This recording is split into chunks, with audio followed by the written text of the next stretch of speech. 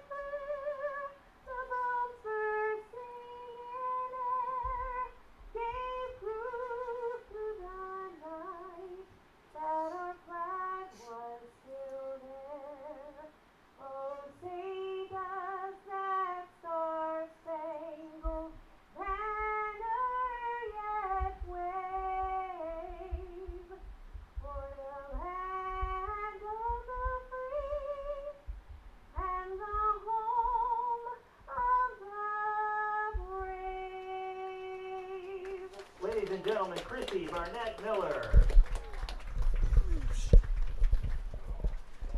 Well, there you have it. National anthem has come and gone thanks to a beautiful rendition from Chrissy Barnett Miller. Absolutely killing it as we are ready to get things started here at Blair as the clock does hit 7 p.m. on this Thursday, June 18th. 87 degrees in Silver Spring. Here's how the T-Bolts will line up defensively. Left to right in the outfield, Cam Baker, Gabriel Pagis, and Griffin Pouvel.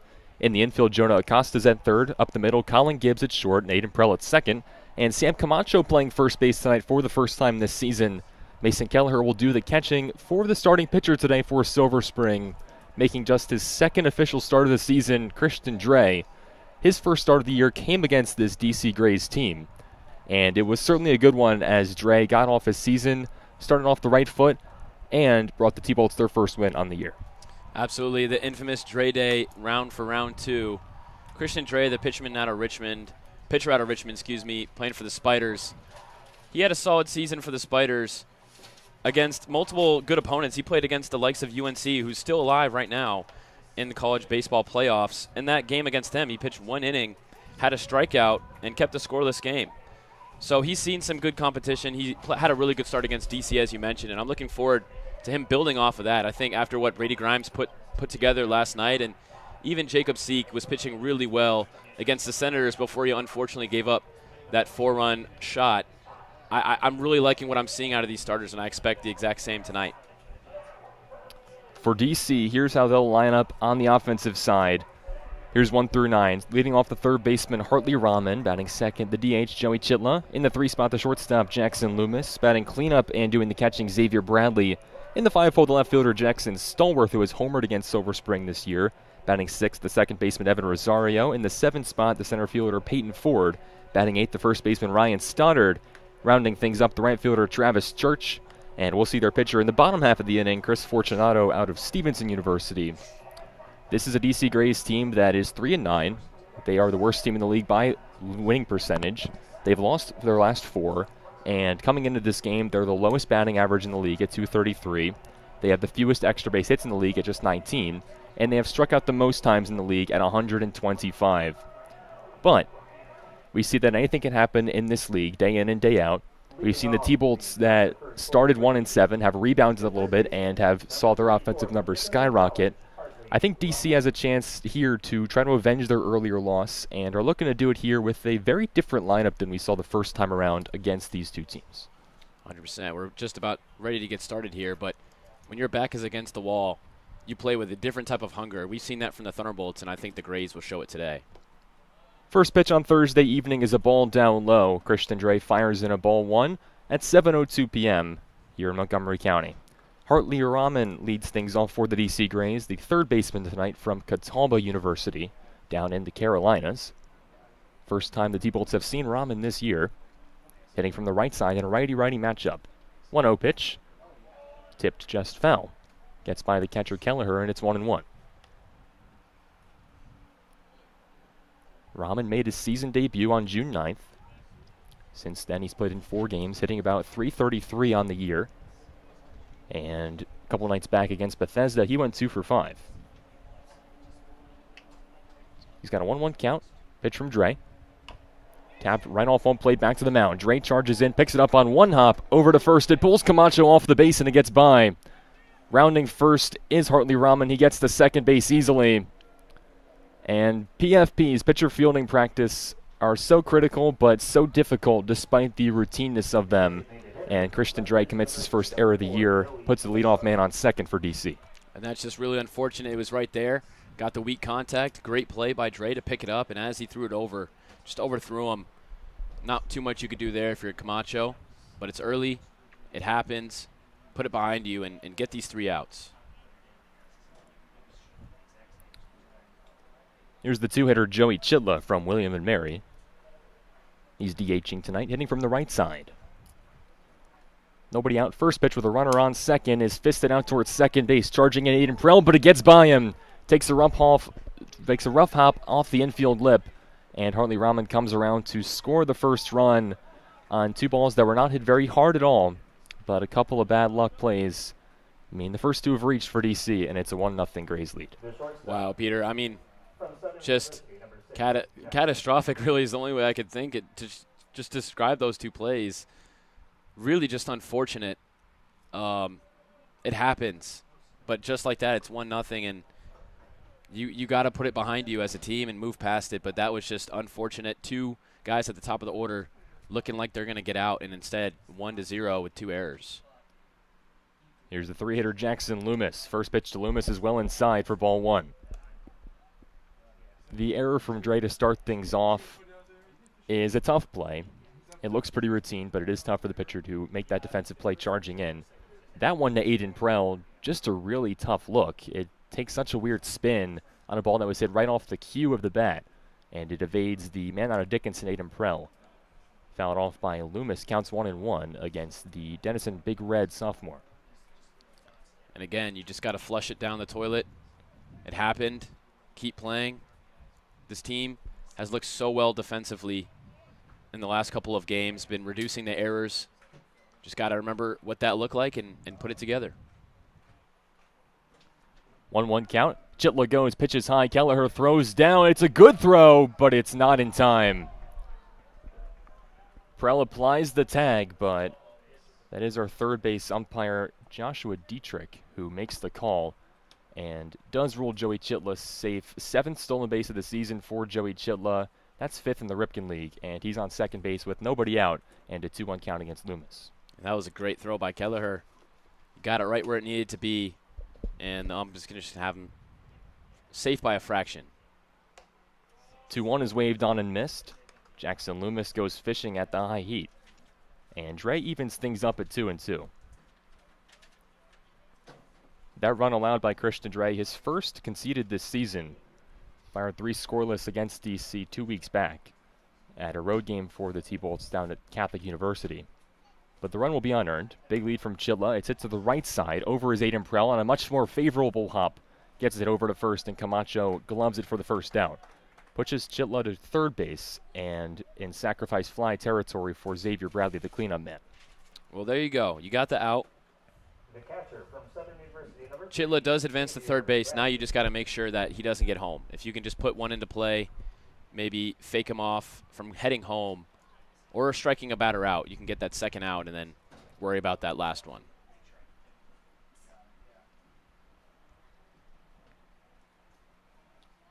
Xavier Bradley bats now, the catcher out of Southern University. Dre's hook misses high. 1-0 count against the cleanup hitting catching Xavier Bradley. Runner on third is Joey Chitla after he reached on a tough luck infield single.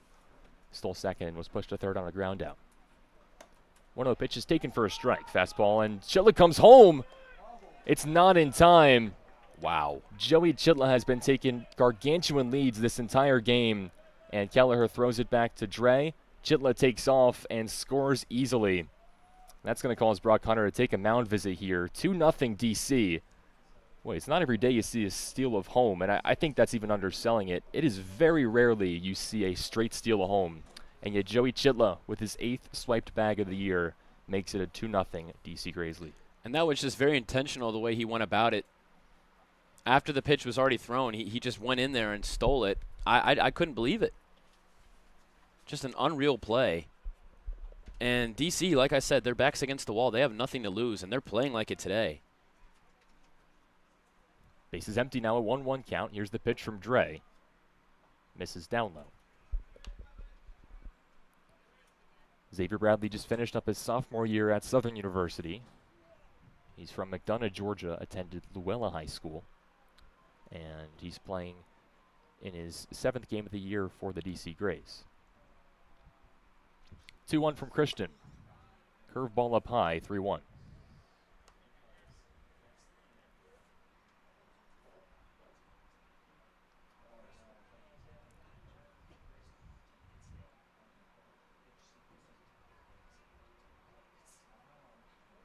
One going in the first, 2-0 DC. Dre comes home. Called strike at the top of the zone. Home plate umpire Adam Trader making the call. Adam Trader at home plate. Nick Chalk at first and Joshua Dietrich on the third base side.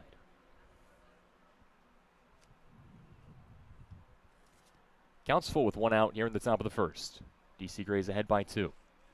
Dre deals. Popped up foul. Good battle between these two. 3-2 full. We'll do it again. And Dre just looking to gain that confidence back after 2 really rough plays to open the game. You don't usually expect to give up 2 runs when you haven't given up your first hit yet. But it happened. I want to see that confidence from here. We'll do it again. 3-2. Called strike 3. Wow, there it is. A confident pitch from a renewed confident Christian Dre. 2 gone in the first. And I think he did exactly what you were looking for, Brian. He goes to the off-speed away, and the cleanup man is completely frozen for the second out. No, 100%. I think he was able to bounce back there. a lot of times it's a mental thing. When you give up 2 runs in the first inning, it can get out of hand. I mean, you've seen the most talented of pitchers. If they get ripped in the first inning, it really ruins their whole start. So I just want to make sure that I see that confidence out of him, and that's exactly what I wanted to see from Christian Dre. First pitch to the 5-hitter, Jackson Stallworth, is a ball. Stallworth played center field and batted cleanup in the first game between these two. Today he's in left field and has moved down 1 spot in the order. 1-0 pitch. Fastball rides outside.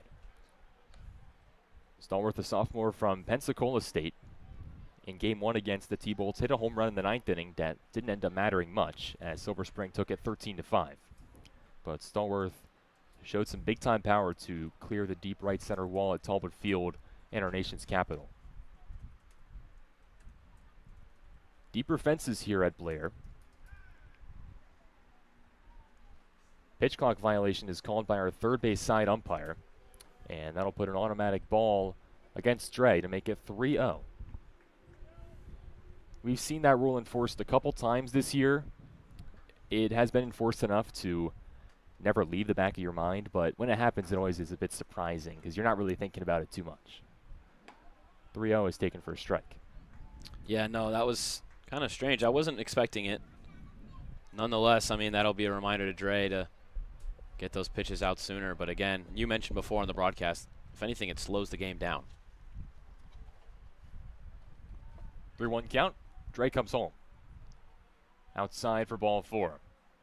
Stallworth works a 5-pitch walk, and this is a bit of uncharted territory for Christian Dre. 5 batters in, 3 have already reached. He's already given up 2 runs, although just one of them is really earned because the leadoff man, Rahman, reached on an error. But Chitler's run is earned. That's the first earned run Dre has allowed this season. And with 2 outs, he can still get out of the inning with relatively few damage, but it is a little interesting to see him battle here with some more adversity than he's been used to. Yeah, I mean, the inning was in his hands. It was in the whole team's hands, and they just weren't able to come away with it. But you play 9 innings for a reason. And the way that the bat's been moving for the Thunderbolts, just got to get out of the inning and get some hits out. 1-0 pitch is a ball. Kelleher goes back to first base. It's not in time. First base umpire Nick Chalk makes the call. Counts 2-0 against the 6-hitter Evan Rosario, the second baseman from Shepherd University, hitting from the right side with a runner on, 2 outs, and a 2-0 DC lead. Dre's ready. The right-hander from the stretch lifts the leg, comes home. Tap left side. On 2 hops, Colin Gibbs on the backhand has no play at second, goes to first, and it's not in time, and it does get away from Camacho, letting Stallworth get to third base. And that one looked like it was catchable from Camacho, but just wasn't able to corral it fully. On that long throw from Gibbs, it was hit really deep into the infield in the dirt there, and probably wouldn't have had him. He wouldn't have had him out anyway at first. So that was just a tough, unfortunate play. But regardless, DC just taking advantage of every opportunity been handed to them so far, just putting the ball in play and running hard on the base path. 2 on, 2 out here in the top of the first. 7-hitter Peyton Ford, the hitter, the center fielder today. Runners in the corners. First pitch from Dre is a fastball high and in. DC has come out of the gates firing, although they've yet to hit a ball outside the infield. They have shown off some speed and aggressiveness on the base paths. And for a Grays team that didn't score until the 6th inning, the first time these two teams met, they put 2 on the board already in the top of the first. Yeah, I mean, even last night, the Gaithersburg Giants, one of the best teams in the league, didn't score until the 6th inning. So I think this is just something that we haven't seen recently from the Thunderbolts after they've really cleaned things up at the beginning of their baseball games. 2-0 pitch from Dre. Ripped right side and foul. 2 on the count from Christian Dre. Going back to that play from Gibbs for a second, he's a really good defensive shortstop. He was at St. John's in D.C. where he played his high school ball and was also a good infielder at Maryland. But on that play, with 2 outs, he tried to get the easy play at second. Credit to Stallworth for getting there first, and Gibbs had to double pump with no play. Called strike 2 on a pitch that just grazes the outer third. Counts even at 2-2. That's water under the bridge right now for Christian Dre. Could have been the third out, sure, but it's in the past. And now with runners on the corners, just kind of put a pitch competitively and try to get it on the ground and trust your infielders. 2-2 runner goes. Pitch is a called strike 3. Couple of Ks in the frame for Christian Dre, but he does allow 2. Heading to the bottom half of the first inning here at Blair, DC with a 2-run advantage. Takoma Torch. The Takoma Torch, founded in 2019, brings laughter and a sense of fun to residents in Takoma Park and the DMV. The Takoma Torch features satirical articles about the region that those with a sense of humor can appreciate. Send a headline or idea their way to takomatorch@gmail.com and watch what they do with it. The Takoma Torch is on the web at takomatorch.com. Takoma Torch, a proud supporter of your Silver Spring Tacoma Thunderbolts. Nando Peri Peri Chicken. Nando's Peri Peri Chicken on 924 Ellsworth Drive in Silver Spring is the best chicken in the world because it uses peri peri sauce. From chicken on the bone to wraps and sandwiches, along with salad and veggie options, Nando's is your choice for great food. Nando's Peri Peri Chicken on 924 Ellsworth Drive in Silver Spring, a proud supporter of your Silver Spring Tacoma Thunderbolts. Nando's is doing a promotion, a fundraiser on June 29th. So go out to Nando's on 924 Ellsworth Drive, and you will be able to get Nando's Peri Peri Chicken, and anything that you, any order that you put in will be 40% of the proceedings to the Thunderbolts. So go out on Monday the 29th to support the Thunderbolts. Yeah, Nando's doing that promotion not this coming Monday, but the next one, as we'll keep it here during this middle of the first inning break. Half an inning gone here at Montgomery Blair, and Silver Spring will play in a deficit. A team that has been reformed in a number of ways. Last night wasn't great. They didn't score until very late in that game against Gaithersburg, but did enough to pull out the win. That was not the case in the previous 2 nights. Against Alexandria and against Southern Maryland, the T-Bolts got out early, they got out often, and they had pretty comfortable leads. Of course, they did relinquish the lead against Southern Maryland on Tuesday, but the Monday game was an example of how to just keep pouring it on, and I think that's what Coach Brockhunter is going to look for here. 100%, yeah. The bats, they're going to have to be more active today than they were last night. Last night, both teams went scoreless all the way up until the 6th inning when Gaithersburg put up 1 run, and the Thunderbolts, they were hitting it well last night. They had a guy get on base almost every single inning, just really couldn't put one across. There were multiple times where the bases were loaded, multiple times where guys reached second and third base but weren't able to bring them home. Today, I want to see you take advantage of those situations where you have a runner on. You got to bring them home. Jonah Acosta, the third baseman tonight from North Florida, will lead things off for Silver Spring here in the bottom of the first inning. He'll face off against Chris Fortunato, the right-hander from Stevenson University, upperclassman at the school in Owings Mills. In a righty-lefty matchup, his first pitch of the first is a ball high to Acosta. Here's the Silver Spring Tacoma lineup. Jonah Acosta first at third, and then the shortstop Colin Gibbs, batting third the left fielder Cam Baker, batting cleanup the catcher Mason Kelleher. In the 5 spot, the right fielder Griffin Puval, batting 6th at first base Sam Camacho, batting 7th the second baseman Nathan Prell. In the 8th spot, the center fielder Gabe Pegues, and cleaning things up at the bottom half is the DH Joey King.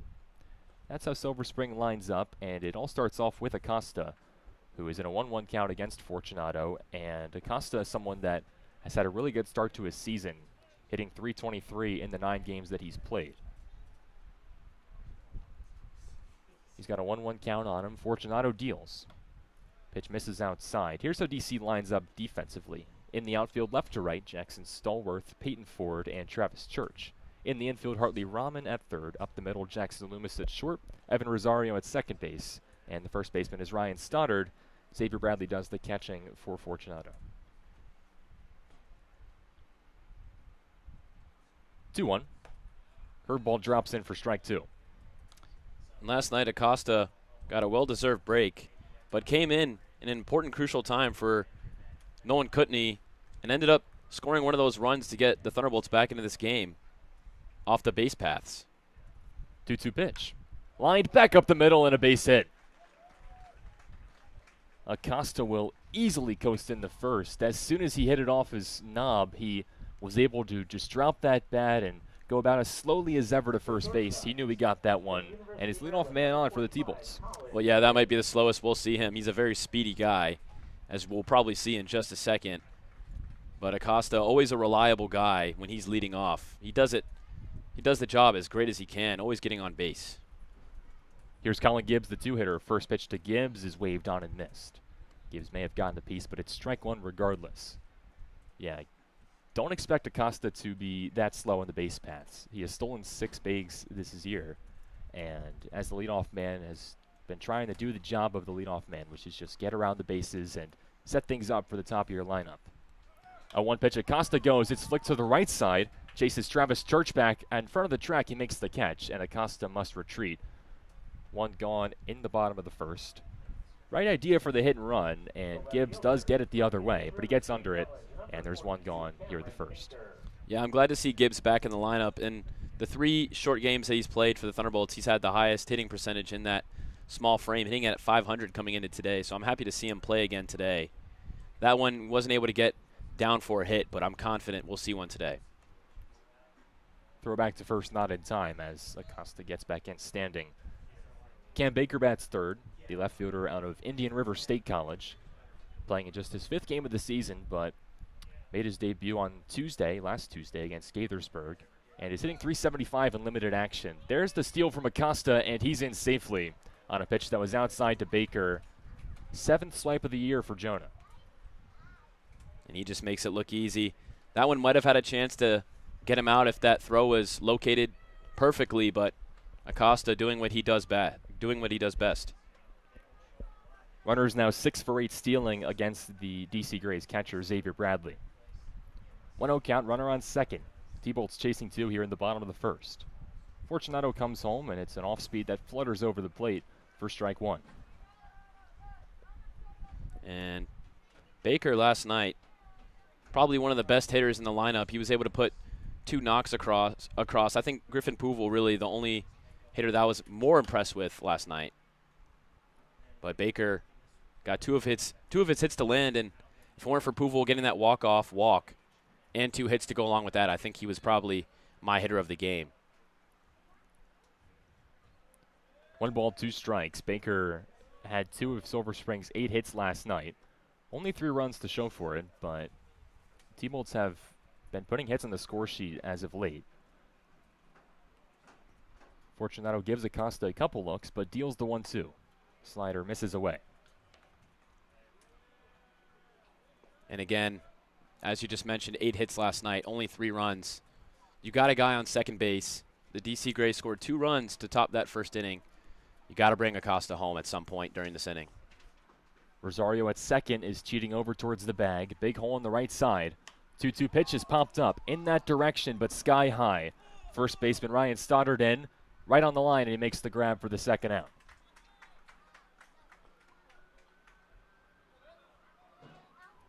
And really no chance at all to advance Acosta on a pop-up like that.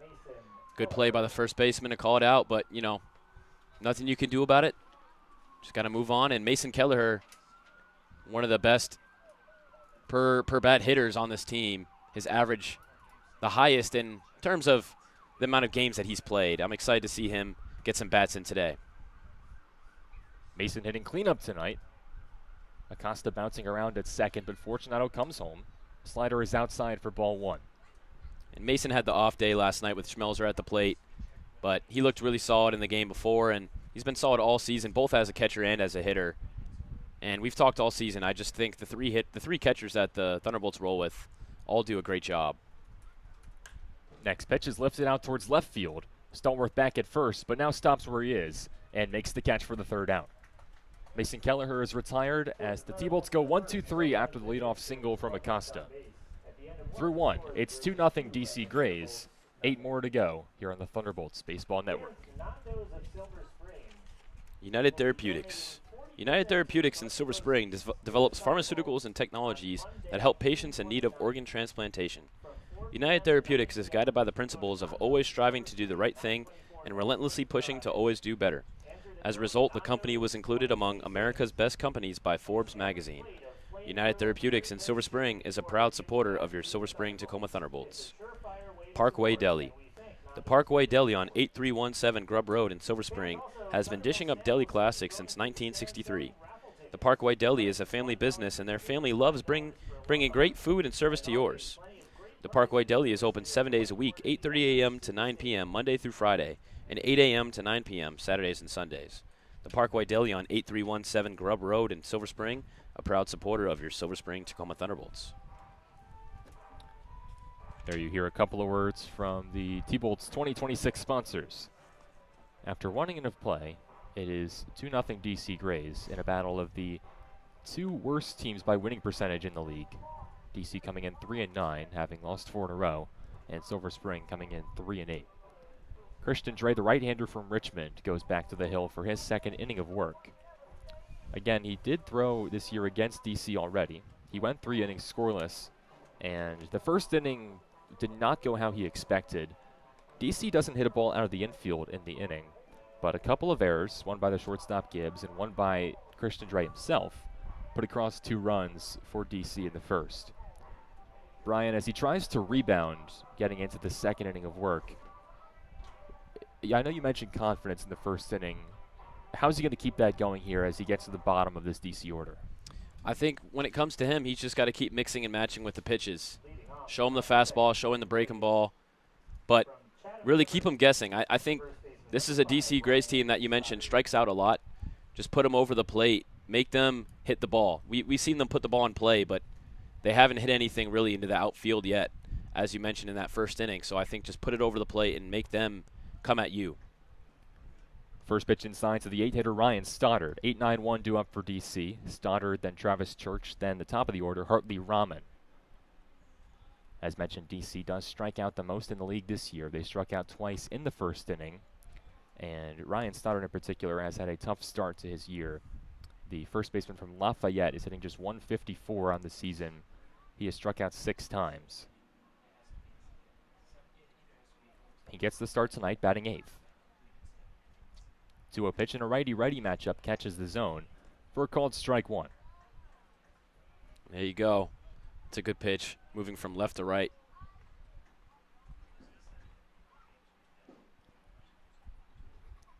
2-1 count, first batter of the second inning. Pitch from Dre. Rides inside. Ooh, that one was a little scary. He got a good duck there. That one maybe make it harder for him to reach the other side of the strike zone. We'll see if Dre goes to it, but scary pitch. Glad didn't get him. Maybe bumps started off the plate a little bit. 3-1 from Christian. Goes back to the curveball, and it's a beauty. And that's exactly what it did. And now we got another full count. Let's see Dre challenge him here. Curveball, such a great pitch to play off of that high and in heater. Dives right back towards the zone after looking like it's coming back at your head. 3-2. Curveball again, but it's fouled off. Yeah, that one was fouled off, and I don't think he was going to be able to do too much with that one anyway. I like that pitch from Dre. Got it right at his hands.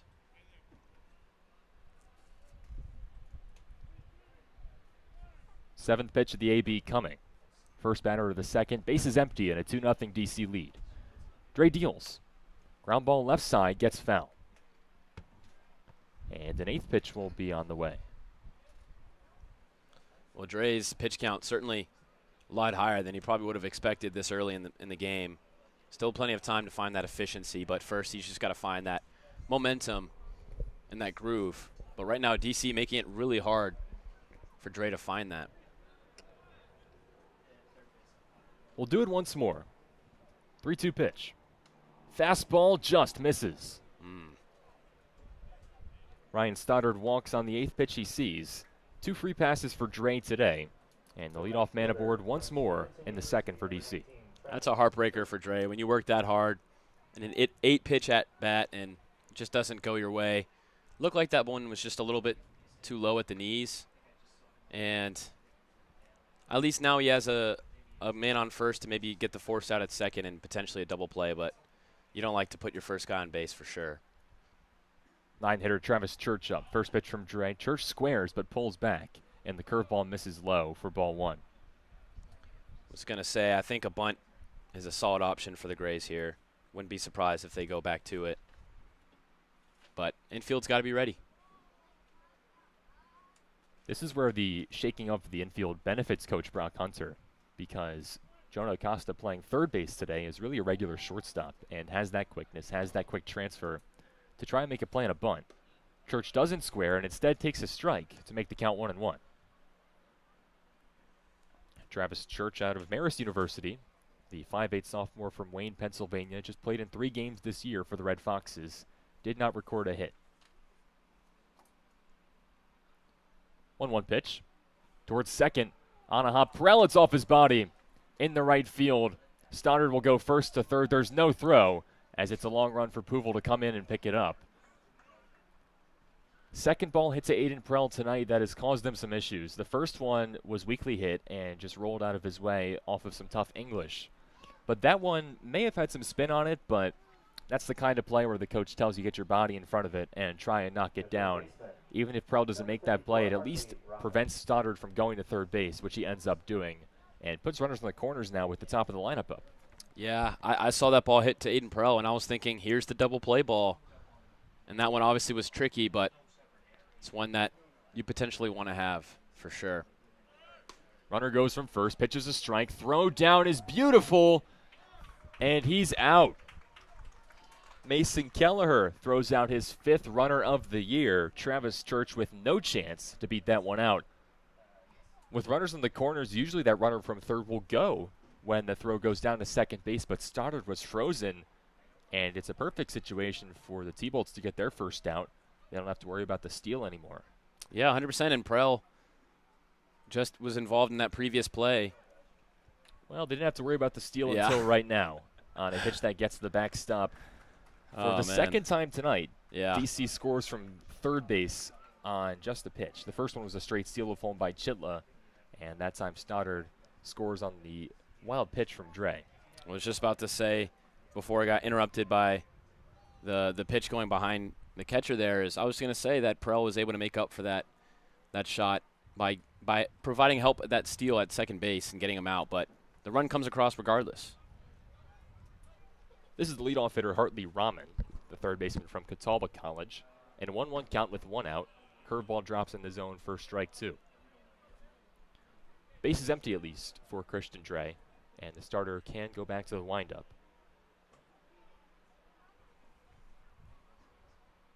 He'll work from the stretch, though. Counts 1-2 with 1 out. Dre comes home. Christian falls down, and it's fouled off.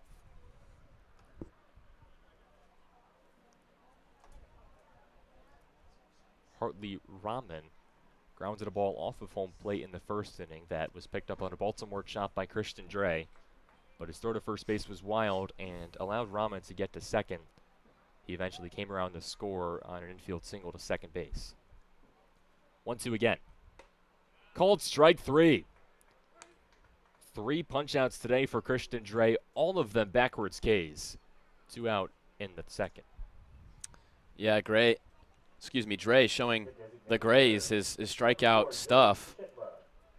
And, you know, at least in the 3 runs that he's given up, he's shown really impressive strikeout potential here. Things really just not going the Thunderbolts' way right now, but gives a great excuse for the bats to come alive today. 2 gone, nobody on. First pitch to Joey Chitla's a called strike to the DH from William and Mary. Hit a ball softly on the right side that he was able to beat out, and then stole second base, was advanced to third on a ground out, and stole home. 0-1. Chitla cuts and misses.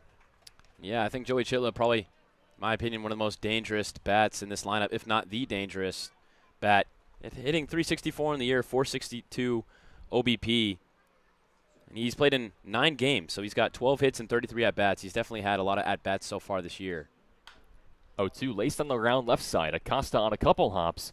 Strong throw to first base, and his fellow Miami teammate Sam Camacho gloves it. It's now 3-0 DC with advantage after 1.5 innings of work at Blair. A couple of unearned runs, but Dre is through 2.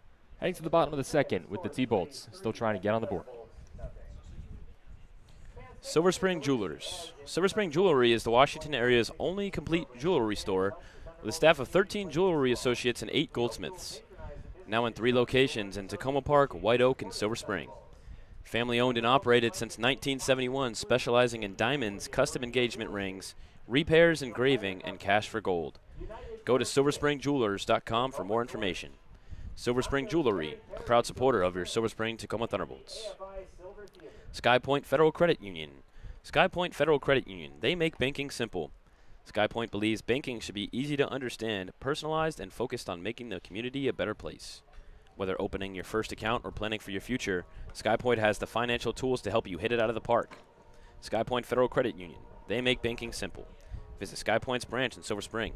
More at skypointfcu.com. Federally insured by NCUA and an equal housing lender.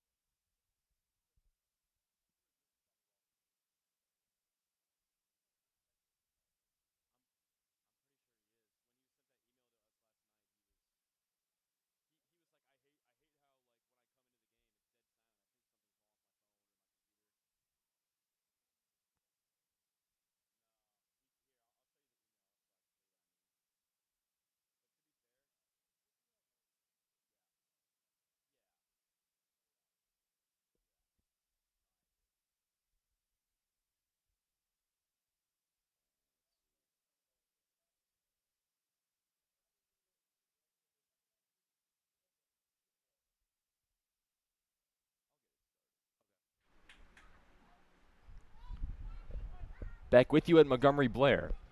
Bottom of the second inning, where the T-Bolts find themselves behind the last place DC Grays 3-0. First pitch is popped up by Griffin, straight up, and it will go over the backstop and off of our press box. Strike one to Griffin Pupil. 5-6-7 to up for Silver Spring. Pupil, then Sam Camacho, then Aiden Prell. And this is the meat of the lineup for the Thunderbolts. They got to produce the runs today. I loved what I saw yesterday from Griffin Pupil. Let's see if he can put two great performances back to back. Slider from Chris Fortunato is high, 1-1 the count. Pupil has seen his average go up. He's had a couple of good games that he's strung together. He was 2 for 3 in the game last night at Gaithersburg and was 1 for 3 on Monday against Alexandria. Did play against DC once this year, and he went 1 for 5 in the game, but did hit a big double that was a kickstarter to a rally for the T-Bolts in a game that they eventually won 13-5.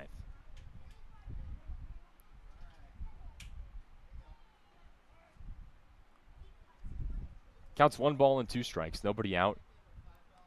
Leadoff man for the T-Bolts in the top or the bottom of the second. 1-2 is on a rope, out towards deep left center. Center fielder Peyton Ford back in the gap. He runs it down and catches it with the red glove on his left hand. 1 out in the second for Chris Fortunato in DC. Well, don't necessarily mind the contact there from Pupil. He got a solid hit to it. You can't really be too mad at that one. Got to move on. And now Sam Camacho was really looking for a momentum bat right here. Try to get things going to get on base here. 1 out, nobody on. Camacho playing first base tonight, hitting from the right side. First pitch is popped up. On the infield, shortstop Jackson Loomis calls for it. Goes into the infield grass and makes this catch for the second out. Leadoff single for the T-Bolts in this game. Jonah Acosta to start off the bottom of the first. Hit one back up the middle, a line drive that falls in center field.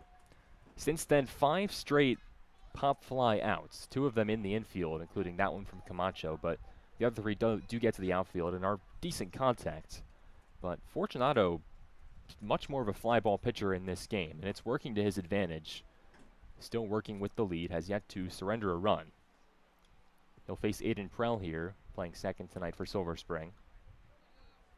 I think I would have liked if Camacho waited a little bit longer in that at-bat to find something that he liked. I think he was a little too aggressive there and popped out when he probably could have saw a couple more pitches. Big wave from Aiden Prell, counts 1-1. This is the third start of the year for Fortunato. Has gone at least 5 innings in the first 2. Gave up 5 earned runs against the Braves back on June 4th, and 3 earned runs against the Braves again on June 11th. Swing and a miss from Prell, counts 1-2. Fortunato is someone that has gotten knocked around. In particular, that June 4th game against the Metro South County Braves gave up 13 hits in 5 1/3 innings of work. Wow. but has only given up one tonight. The 1-2 pitch to Prell is cut on and missed. Chris Fortunato rolling after the leadoff single in the first. He has retired the next 6 T-Bolts. Through 2 innings at Blair, it's 3-0 DC Grays, heading to the top of the third. Ben Norkin Architecture. Ben Norkin of Ben Norkin Architecture at 7204 Trescott Avenue in Tacoma Park, Maryland, helps people turn their dreams into their new forever home. Whether it's renovation, addition, or a new home, Ben will assist you in picking colors and finishes. He'll explain building codes, zoning requirements, and materials that stress energy efficiency. Ben Norkin of Ben Norkin Architecture at 7204 Trescott Ave in Tacoma Park, Maryland, a proud supporter of your Silver Spring Tacoma Thunderbolts. AFI Silver Theater. The AFI Silver Theater and Cultural Center in downtown Silver Spring presents the best in American and world cinema. They show classic American mysteries from the black and white era, as well as the most modern digital content from around the world. The AFI Silver Theater also features filmmaker interviews, panel discussions, musical performances, and more. The AFI Silver Theater at 8633 Colesville Road in Silver Spring is a proud supporter of your Silver Spring Tacoma Thunderbolts. After 2 innings, it's 3-0 DC. I'm Peter Kelly, he's Brian Alves. Grateful for everyone joining us on this Thursday evening. Christian Drake goes back to the hill. He's through 2 innings of work on this Thursday night. He has thrown 47 pitches, given up 1 earned run out of the 3 surrendered. He struck out 3, he has walked 2. Let's take a look back at the first 2 times Dre took the mound this year. The first time was against this DC team, and that was back on June the 5th in a game that the Silver Spring Tacoma Thunderbolts took their first win of the year. Christian Dre gets through 3 innings. He doesn't give up a run. He strikes out 3 along his day. He only walks 2. He walked the leadoff hitter Connor Lawrence twice, but a lot of these same guys in the lineup for the DC Grays this time around. And it's a little bit different now for Dre. He's been in more trouble. He's thrown more pitches. You also look at the second time Dre went this year in a game that is yet to finish against the SoCo Braves. Christian Dre starts off his day with 2 scoreless innings, only facing 8 batters in the Metro South County lineup. Bit unorthodox for him here, as the first pitch is poked foul by the 3-hitter Jackson Loomis. Bit unorthodox to see Dre have the rough start that he's had, but he's still yet to allow a ball to be hit out of the infield. 3 errors and a couple of infield singles have given the DC Grays those 3 runs. And it just goes to show the kind of wackiness of this league. I mean, you were just mentioning Chris Fortunato and how he's been really struggling so far this season. Dre, the opposite. And today it seems like Fortunato has been dealing for the Grays, and now Dre feeling some adversity that he hasn't seen so far. So it just goes to show in this league that every start is just a different game. 0-2 is fouled off by Loomis. 3-4-5 for DC. Jackson Loomis, the shortstop, then Xavier Bradley, the catcher, and Jackson Stallworth, the left fielder. Loomis grounded out to Aiden Prell at second back in the first inning. 0-2 count on him. DC with the momentum early after Fortunato had a couple of great innings to start off his day. But the pitch from Drake comes in and it's fouled off on the right side. Christian living in the zone early in this 3rd inning. He's walked 2 Grays on the day. Walked Stallworth in the first, who will be due up 3rd, and walked the leadoff man in the 2nd, Stoddard. Stoddard did come around and score. 0-2 again. On the ground to short. Gibbs up the middle. Side-arming throw is caught at first. 1 gone in the 3rd. Colin Gibbs with a much smoother play than his first attempt. And it'll bring up Xavier Bradley, the cleanup hitter. There we go. That looked really solid from that infield. That's what you need to see. Just make the plays you want to make. I mean, when I talked to Gibbs that last game that he played in, I interviewed him after the game, and he said that all the guys just wanted the ball to go to them defensively so that they could make plays. You got to want the ball to come to you, and when it comes to you, be ready to make that play because you know you can do it. Another grounder to short. Gibbs on the high hop with much more time and fires it to first for the 2nd out. Man, maybe this guy really does want the ball to go to him every play, huh? Back to back. With another smooth play up the middle. And that one almost ate him up. You saw him take that really high hop off of the infield lip. But he gets his glove up and nonchalantly puts it over to first. And I love his game. I think he's only had such a small sample size with the team, but, you know, I genuinely think the more he plays, the better the stats might look. Tapper back up the middle and right to Christian Dre off the bat of Stallworth. 1, 2, 3. The T-Bolts put down DC in order on 3 straight ground ball outs. The doctor is back in session. Dre retires 3 straight and seems to be back in his groove. Heading to the bottom of the third. DC still in front 3-0, but the T-Bolts trying to strike. Koa Sports. Koa Sports in Gaithersburg, Maryland is committed to shaping kids' lives through sports. Koa Sports aims to develop each child to their full potential as an athlete and as a person. They also help your student athlete in the classroom, on the playing field, and anywhere in between. Learn more about Koa Sports at koasports.org. Koa Sports is a proud supporter of your Silver Spring Tacoma Thunderbolts. Parkview Capital. Parkview Capital believes your financial strategy should reflect more than numbers. It should reflect you. As a trusted investment advisory firm, Parkview Capital partners with individuals and families to build and protect wealth. Parkview Capital personalizes strategies rooted in your values and long-term goals. Whether you're growing your portfolio or preserving a legacy, Parkview Capital crafts a clear, customized path to your financial future, one that evolves with you. Parkview Capital, a proud supporter of the Silver Spring Tacoma Thunderbolts. And I got to say, Peter, I think that might have been one of the best nicknames provided on air so far this year. Dr. Dre. That was nice. It's right there for the taking, too. I didn't even think about it. That was nice. Well, I got to give the credit to the T-Bolts social media man, Nick Ronholm, who has made his captions about Christian Dre whenever he's been on the bump. He's done, I think he's done doctor's orders. If he hasn't, he should do that. Yeah. I think today he said, you can't operate without a doctor, which is hilarious. Okay. The OG. Double entendre there. But, yeah, Dr. Dre, of course, the pioneer in hip-hop, the very famous rapper of the 90s and 2000s on the West Coast. Great producer as well.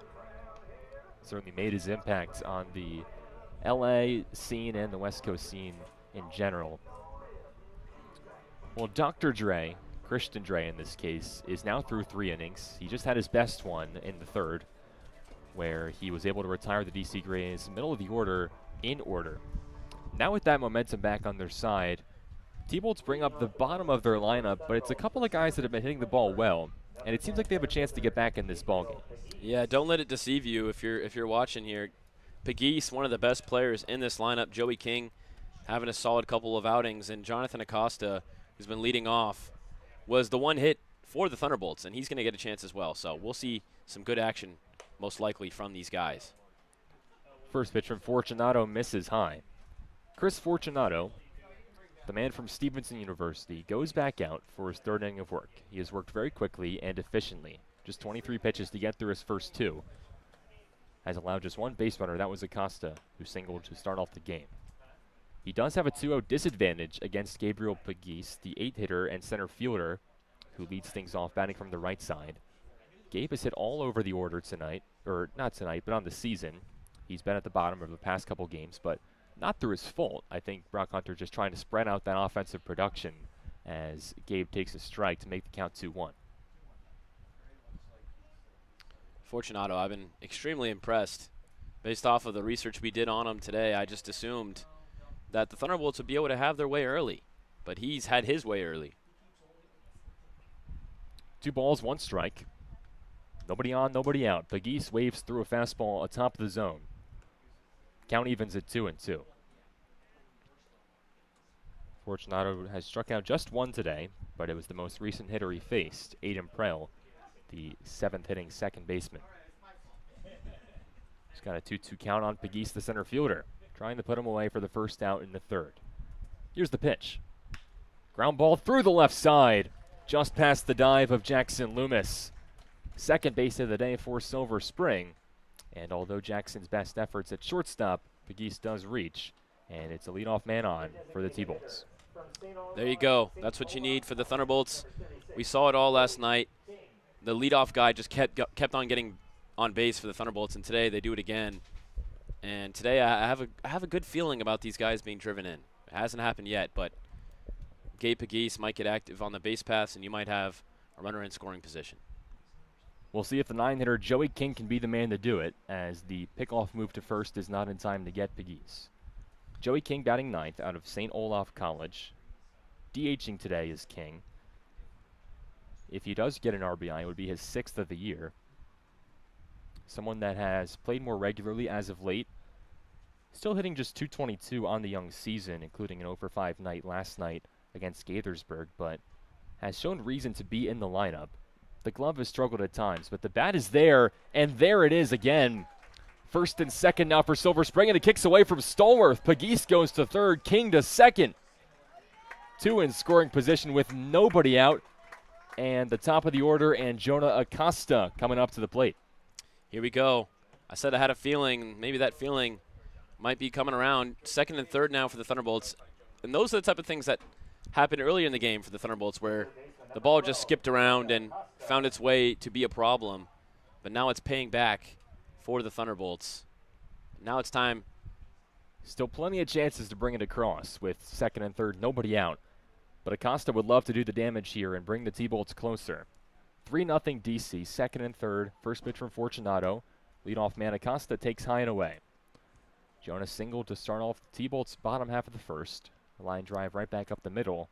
He stole second, but that was as far as he got. That hit from King will be a single, and then both runners advanced on the error in left from Jackson Stallworth. First of the day for DC. Acosta back through the middle. Pegues come home. King is waved around by Skip. The throw to the plate is not in time. Acosta gets the second. Throw gets to home plate, and Jonah's going to go to third. Oh, my goodness, Peter. And just like that, it's 3-2. It's a brand-new ball game. Still no outs. And Acosta's a threat to tie this game.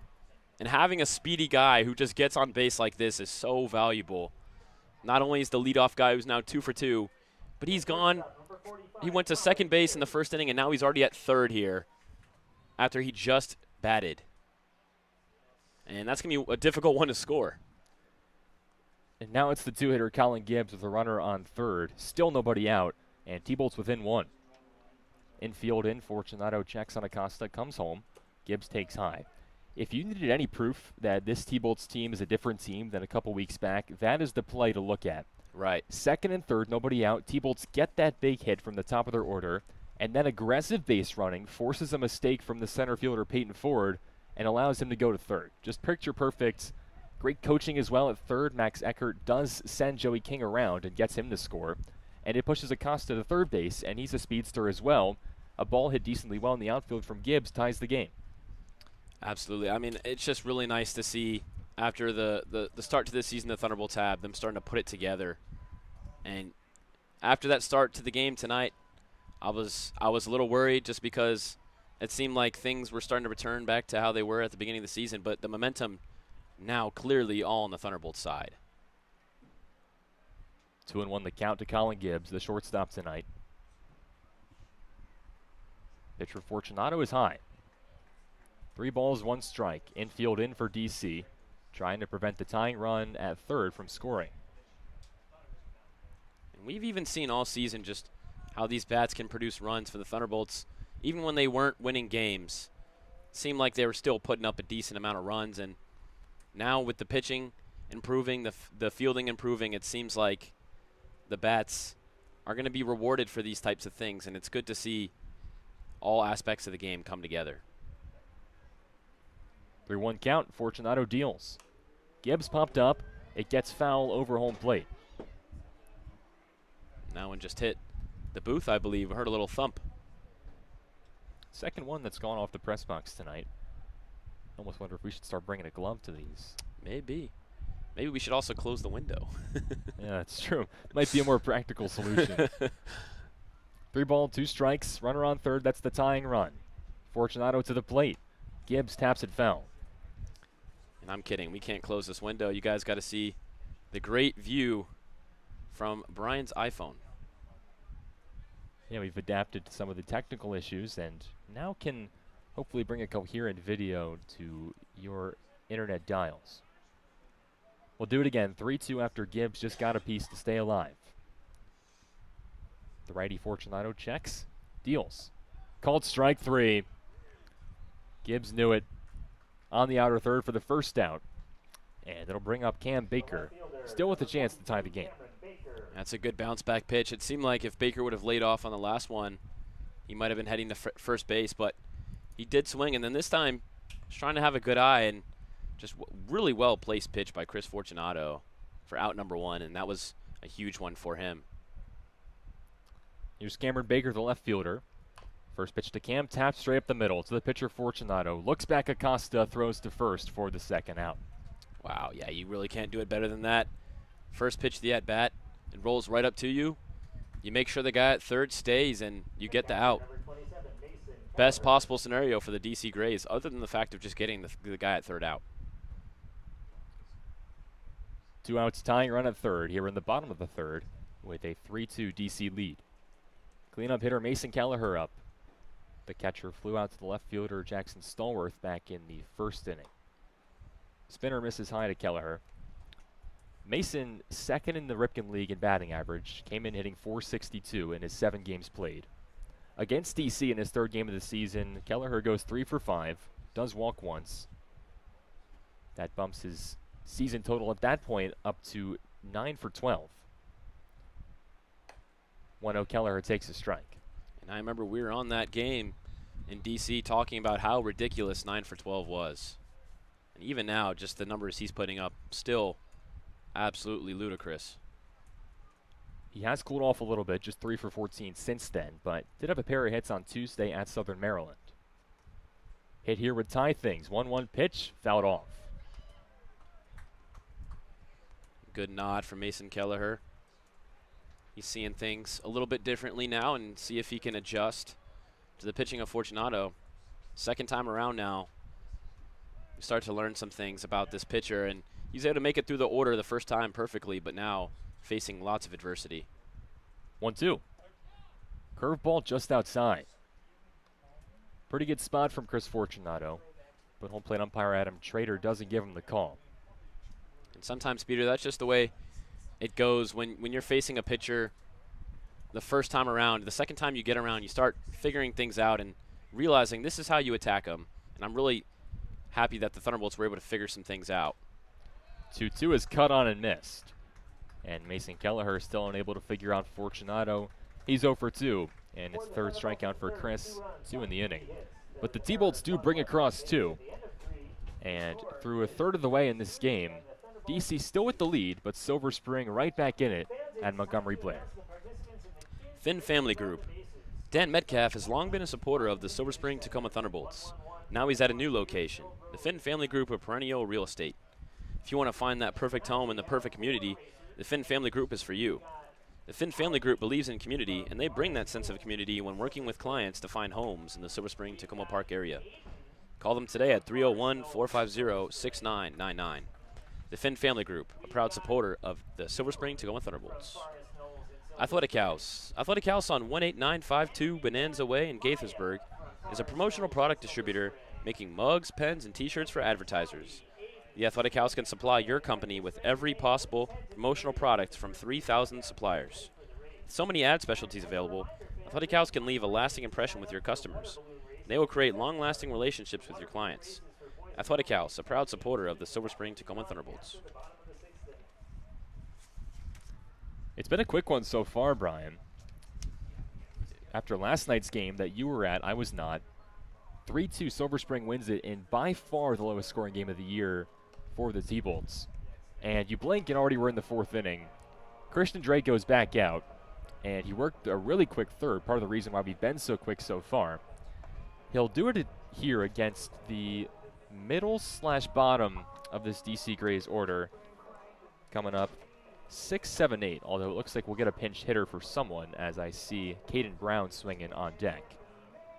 But for Dre to keep things rolling, Brian, what are you looking to see? Well, honestly, that last inning might have been the perfect formula. We were talking about how those first 2 innings he was getting his pitch count up, and the efficiency that he went through the inning. When you're attacking guys and they're swinging early, you get the possibility of putting those guys out early in the count. And I think if Christian Dre wants to keep his night going as long as possible, he has to be efficient. So I think attacking these hitters and getting them to ground out or fly out is the quickest way to keep this game going along. And I think he can turn this start around for sure. He's already on the cusp of it. He had a really solid last inning, and I think he's just getting comfortable here. First pitch of the 4th to Benny Bacard Jr. is a called strike. I said it was Caden Brown, but it's actually Benny Bacard Jr., one of 4 on this roster from Southern University. Bakar pinch hits after just one Evan Rosario at bat. Hopefully everything's okay. Although I do see Rosario in shorts walking around the dugout on the third base side. So hopefully it's nothing too serious for Rosario, but he has to exit early on. I was going to say, yeah, that's very strange. You usually don't see a sub this early. It has to be potentially injury related or something other happening of that matter. Christian Dre misses inside with a fastball. Counts 1-2 against the new second baseman, Bakar. Bakar started 47 games this year with Southern. Hit just .222 on the season, but did reach base about 35% of the time.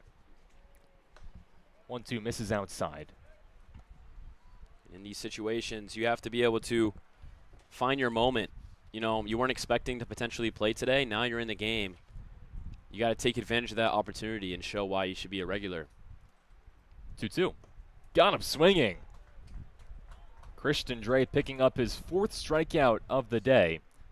And he gets things started on the right foot in the 4th, fanning the pinch hitter Bakar for the first out. Well, that might not help for what I just said, but it does help Christian Dre. Great bounce to bring that strikeout. I mean, let's be real. Throughout this whole game, the strikeouts have been there. He's now fanning guys. But to bring that second inning and now the third inning and the 4th together is what you want to see from Dre after that first inning. Ground ball foul from Peyton Ford. 0-1 count against the 7-hitter, the center fielder from California University of Pennsylvania. Not to confuse you with Cal Berkeley. I hate when I get those two confused, Peter. Yeah, Ford at the one that called themselves the Vulcans up in PA. Count is 1-1 on the slider outside to Ford. Christian Dre has struck out 4 today. He has worked into the 4th for the first time this season. As he ties his shoe, the DC Grays, as mentioned a couple times already, strike out more than any team in the league. Came in with 125. They have already struck out 4 times tonight. In the game earlier against the Silver Spring Tacoma Thunderbolts, DC struck out 11 times in the 9 innings of that one. They're averaging about 10, 11 on the year. That one, an exception, or kind of right on line with that season average. And Dre's playing to that. He's got a really good pitch mix. He likes his fastball, but he also likes his off-speed. And when they play off each other, particularly with the location, we've seen a couple times how he goes to the high and in heater and then drops that curveball right over home plate. He's done really good to mix in the pitches, and it's been impressive to see. 2-1 from Christian, catches the zone 2-2. That's another really impressive pitch, and he's really turned this start around. And we've seen from him that he has that potential, and when it's Dre Day, he has to perform well. I mean, that's the sickest name that you could come up with. 2-2 is lined towards short. Gibbs on a backhand from the outfield, off his back foot in time. Oh, what a play from Gibbs. A magic act at short from Colin Gibbs, pulling the second out from his back pocket.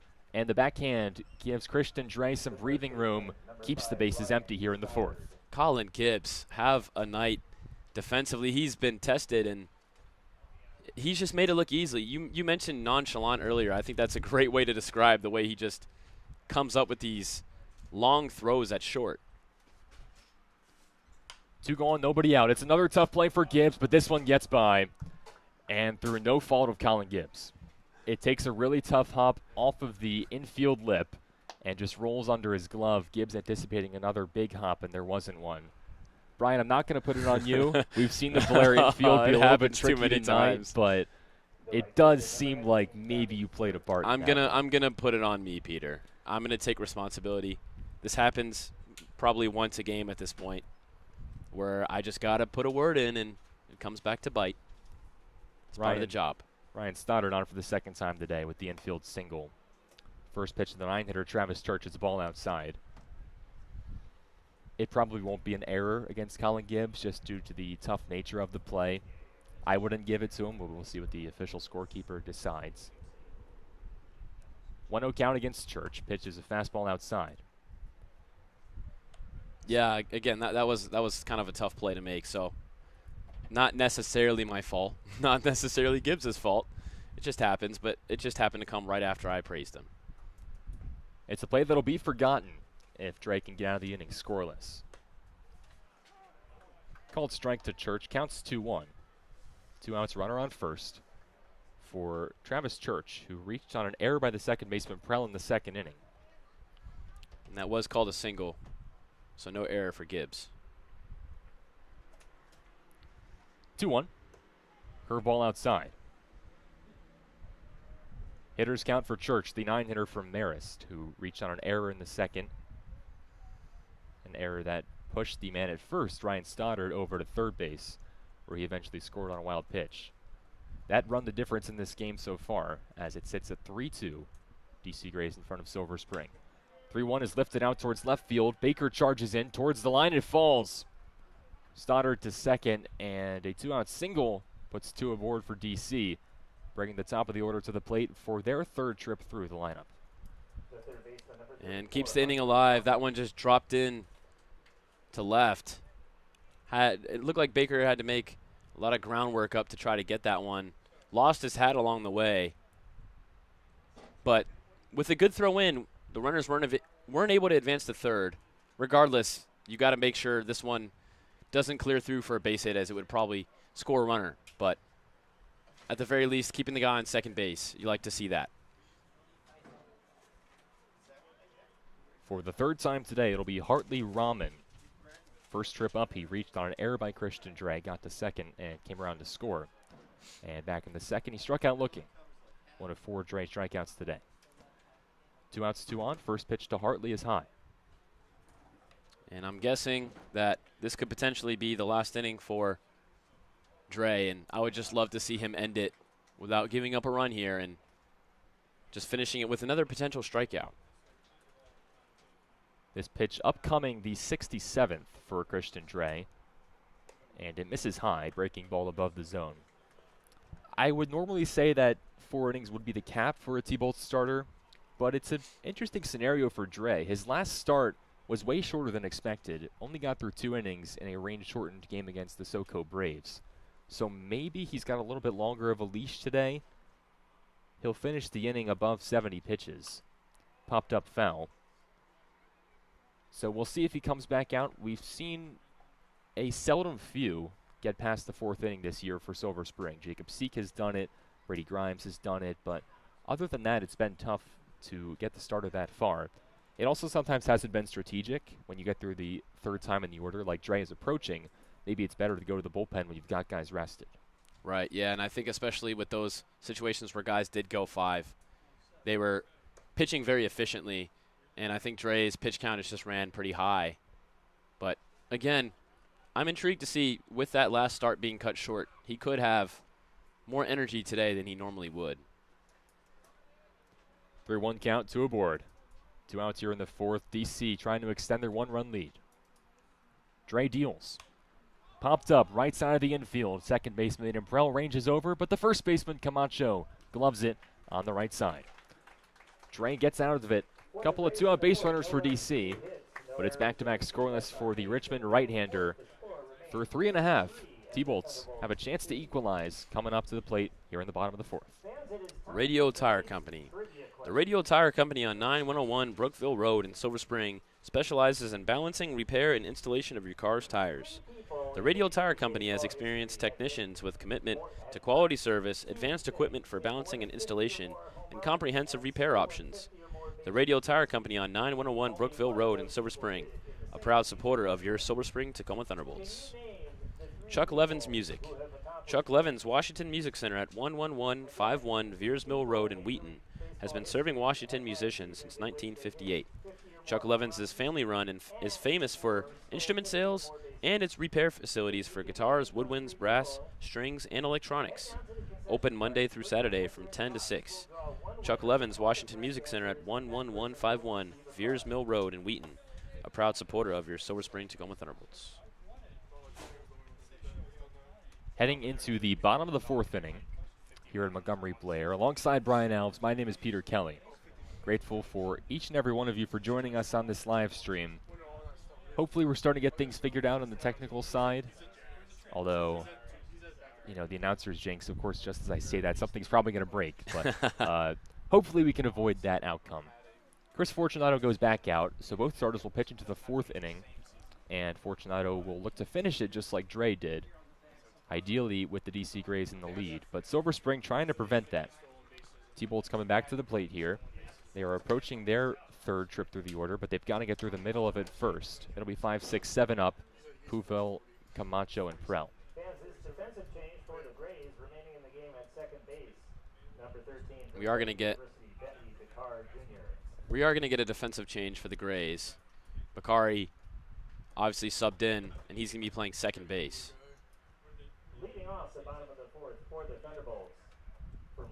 So Bakar stays in to replace Rosario, who leaves seemingly with an injury, although don't want to speculate, but does change in the street clothes in his dugout. Puvel starts things off, flew out to center back in the second inning. Base is empty, nobody out. First pitch at the bottom of the fourth. Check swing, called strike anyway.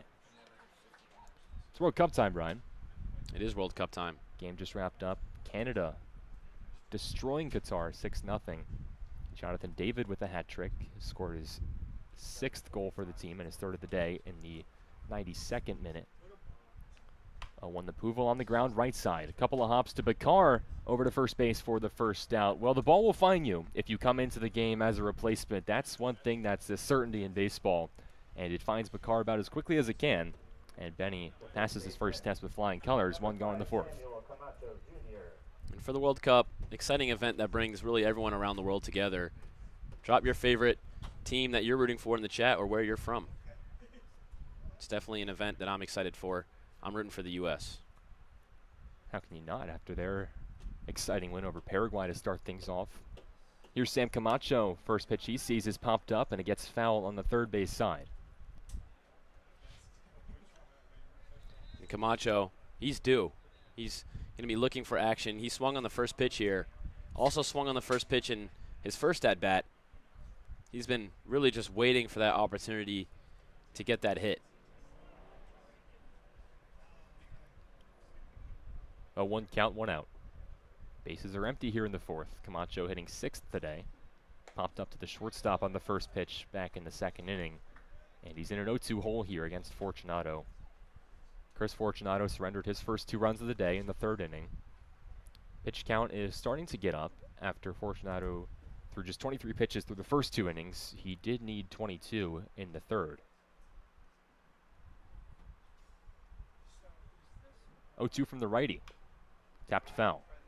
Camacho puts it off his own body and signals to the dugout that that was a changeup. Sometimes you'll see hitters make a hand signal towards their own dugout. So Camacho in that case kind of makes an okay sign with his left hand. That's to show that it's a changeup. And a circle changeup will often have that grip where it's an okay sign. You hold your index and thumb in a circle, and that's hence the name circle changeup, and then you hold the other 3 like you're holding up the number 3 over the baseball, and you can kind of grip it along any seams you want. But that's what I threw, at least. Maybe Fortunato throws it a different way. 0-2 to third on a nice backhand. Rahman over to first, well in time to get Camacho.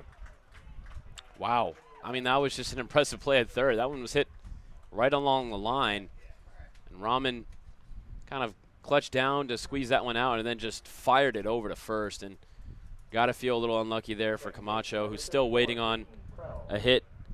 It's been a long drought for him that he's ready to just end. But he'll have to wait until at least the next at-bat. Here's Aiden Prell, the first pitch to the second baseman from Dickinson is a called strike. Camacho can respect that play, who is someone that has made a bunch of great plays at third this year for the T-Bolts. Right. A lot of crafty infield defense here in the fourth inning. 0-1 to Prell. Gets a piece and fouls it off. Yeah, and he's been playing first base today, and that pitch, that throw from Dre over to him in that first inning, not necessarily his fault, it just went over his head, but other than that, he's done a really solid job at first. We haven't seen him play there just yet, but he definitely can hold it down. He has the frame for it. 0-2, 2 outs, nobody on. Pitch from Fortunato. Ball inside. Aiden Prell struck out in the second. Also someone that is working on a drought that he's trying to snap out of. Over his last 4 games, he's 0 for his last 12. He does have a pair of walks. He has walked 9 times on the year, but this is a time where I'm trying to use the announcer jinx for good, Brian. By all means, Peter. Let's see if Prell can start a rally with 2 outs. 1-2, 2 gone, nobody on. Fortunato deals. Prell takes high. Prell's someone that can certainly work the count. In the first game against DC, back on June 5th, Aiden had 1 hit in 2 at-bats, his only hit of the year so far. He also walked 4 times down in DC. 2-2 is ripped, but on foul ground on the first base side. And he's certainly working this at-bat here. We now have 2s all across the scoreboard, 2 balls, 2 strikes, 2 outs. But looking for him to get on base. We'll try this again. 2-2, 2 outs. Base is still empty, a 1-run DC lead. Here's the pitch. Prell takes downstairs, count goes full. The good thing about summer ball is that, first and foremost, it's a developmental league. And for players like Prell, that means that if this cold streak were happening during a school season, maybe you get benched or maybe you don't see the field. But here, Coach Brockhunter's going to keep giving him chances to snap out of it. Got a chance here. 3-2 pitch is cut on and missed. And it's another tough at-bat for Prell. Second strikeout today for the second baseman. Fortunato is through 4 of 2-run baseball. Picks up his 4th K of the day to set the T-Bolts down in order. Almost halfway here at Blair. Through 4. It's 3-2 DC. We're moving quickly. Hopefully we can keep it going that way. Takoma Torch. The Takoma Torch, founded in 2019, brings laughter and a sense of fun to residents in Takoma Park in the DMV. The Takoma Torch features satirical articles about the region that those with a sense of humor can appreciate. Send a headline or idea their way to takomatorch@gmail.com and watch what they do with it. The Takoma Torch is on the web at takomatorch.com. Takoma Torch, a proud supporter of your Silver Spring Takoma Thunderbolts.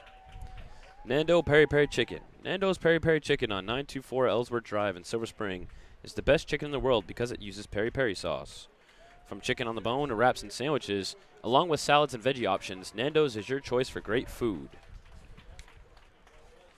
Nando's Peri Peri Chicken on 924 Ellsworth Drive in Silver Spring, a proud supporter of your Silver Spring Takoma Thunderbolts. And as I mentioned previously, for one night only, Nando's is donating 40% of their fundraising proceeds to the Silver Spring Takoma Thunderbolts on June 29th, a Monday, 2 Mondays from now, from 4 p.m. to 9 p.m. And enter code Nando's 2026 when ordering at the table, at the cashier line, or online in the app, and you can get 40% of the proceeds to the Thunderbolts. So go ahead and check that out on the Monday of June 29th. Here in the 5th, and as is a custom of T-Bolts home games, we've got the race around the bases after the 4th inning. Owner of the T-Bolts, Dick O'Connor, standing in the home plate circle, ready to award a baseball to the winner. They're coming down the stretch, but we will have a winner. And another great tradition here in Montgomery Blair. T-Bolts trying to continue their recent winning tradition, having won 2 of their last 3, trying to build a consecutive game winning streak for the first time this year. They do have some work to do. They're down 3-2. And Brian, I've mentioned this a couple times this year. Unfortunately, we still have not figured out how to get the pitcher to score runs. They're working on it. They're working real hard. But the T-Bolts will certainly, at least at this point in baseball, will certainly not be able to take the lead here in this top of the 5th. Yeah, they're not able to score any runs, at least while they are pitching, because we've seen some guys who play both ways that can do it. But we still haven't solved that issue. It might be one of the greatest world mysteries. But what you can do as a pitcher is just not allow any runs. Make it as easy as possible for the hitters to get back into this game for you. And looks like Dre's day is done, and we do have that new pitcher in for the Thunderbolts, the first call to the bullpen of the night. And making the debut for the Thunderbolts is Tristan Merritt from Frostburg State University. Yeah, Tristan Merritt going to try to pick up where Dre left off after Christian fires 2 scoreless innings to end his day. We'll get you his final line in just a second. But Tristan Merritt, he'll pitch for the 2nd time this year for the T-Bolts. He'll try to rebound after a tough first appearance, but had a really great high school career at Parkside down on the Eastern Shore, including being named the Bayside Pitcher of the Year this past season. The 6-foot-tall right-hander will play his baseball at Frostburg in the spring as he gets set for his first taste of real-life college baseball, although this is a way for him to kind of ease into it and make the transition a bit smoother. He takes over for Dre here in the 5th. DC with a 3-2 lead. Again, Peter Kelly, Brian Alves with you on this Thursday night. Merritt just trying to keep the momentum that Dre had and keep it rolling. He kind of hit where I was going with that comment about pitchers can't score runs. Yeah. What they can do is they can keep momentum and they can work quick innings. They can get their offense back out there as fast as possible. And it seems like that could be even more beneficial here, as it could be just a huge momentum stopper for DC if the new pitcher out of the bullpen keeps up Dre's dominance over the past 2 innings. But it could also be a momentum swing towards DC if they can get to the new relief arm. They'll try to here with 2, 3, 4 in their order. Starts off with Joey Chitla, the DH from William and Mary. DC hasn't scored since the 2nd inning. They've been looking to extend this 1-run lead. I'm not sure if we've seen the last of Chris Fortunato. The DC starter has worked into the 5th in every game this year. First pitch is a ball from Tristan Merritt. So with how Fortunato is pitched, it would be good to keep the DC Grays at bay for as long as possible, at least until he's out of the game. Absolutely. And, you know, last night Gaithersburg had the pleasure of having back-to-back guys produce scoreless throughout all the way down to the bottom of the 8th inning, and that's when the Thunderbolts came alive and eventually got their runs in. Tonight they were able to get 2 in on Fortunato. He might still keep going, but you really got to find your matchup, and you got to find the way to get those runs across, even when you are facing tough pitching. 2-1 is lifted deep out to left field. Baker to the line, to the wall, in foul ground. He makes the catch on the gravel. Long run for Cameron Baker, but the left fielder chases it down. And there's one gone here in the 5th. Chitla, a flyout victim for the first out on Merritt's night. Good start for Merritt. You know, he's making a 2nd appearance. As you mentioned, he struggled in that first one, but I always love guys finishing their high school careers and playing some summer ball before going into their official schools to make their debuts. Just really great to get that head start. And we've seen a lot of guys in this league who have done that and have produced some really good outings.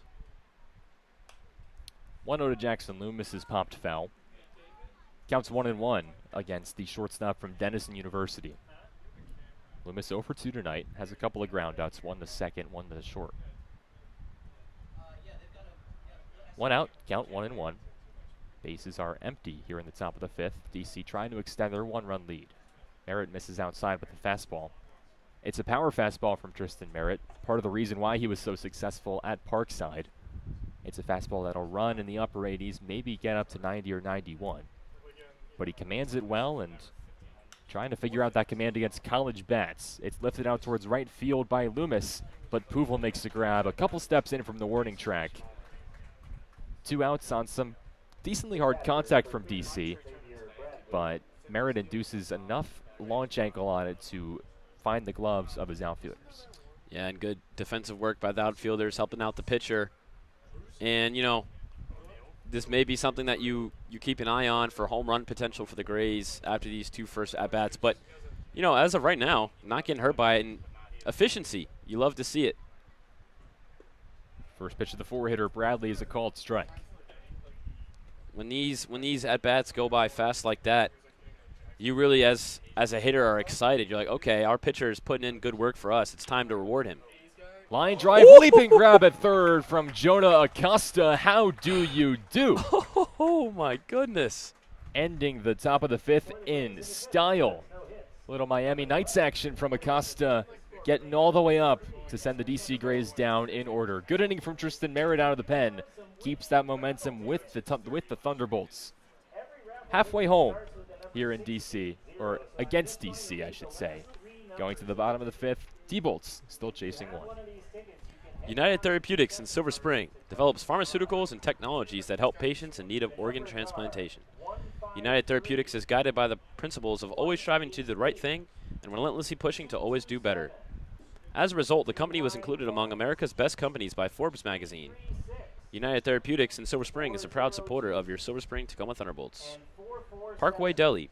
The Parkway Deli on 8317 Grub Road in Silver Spring has been dishing up deli classics since 1963.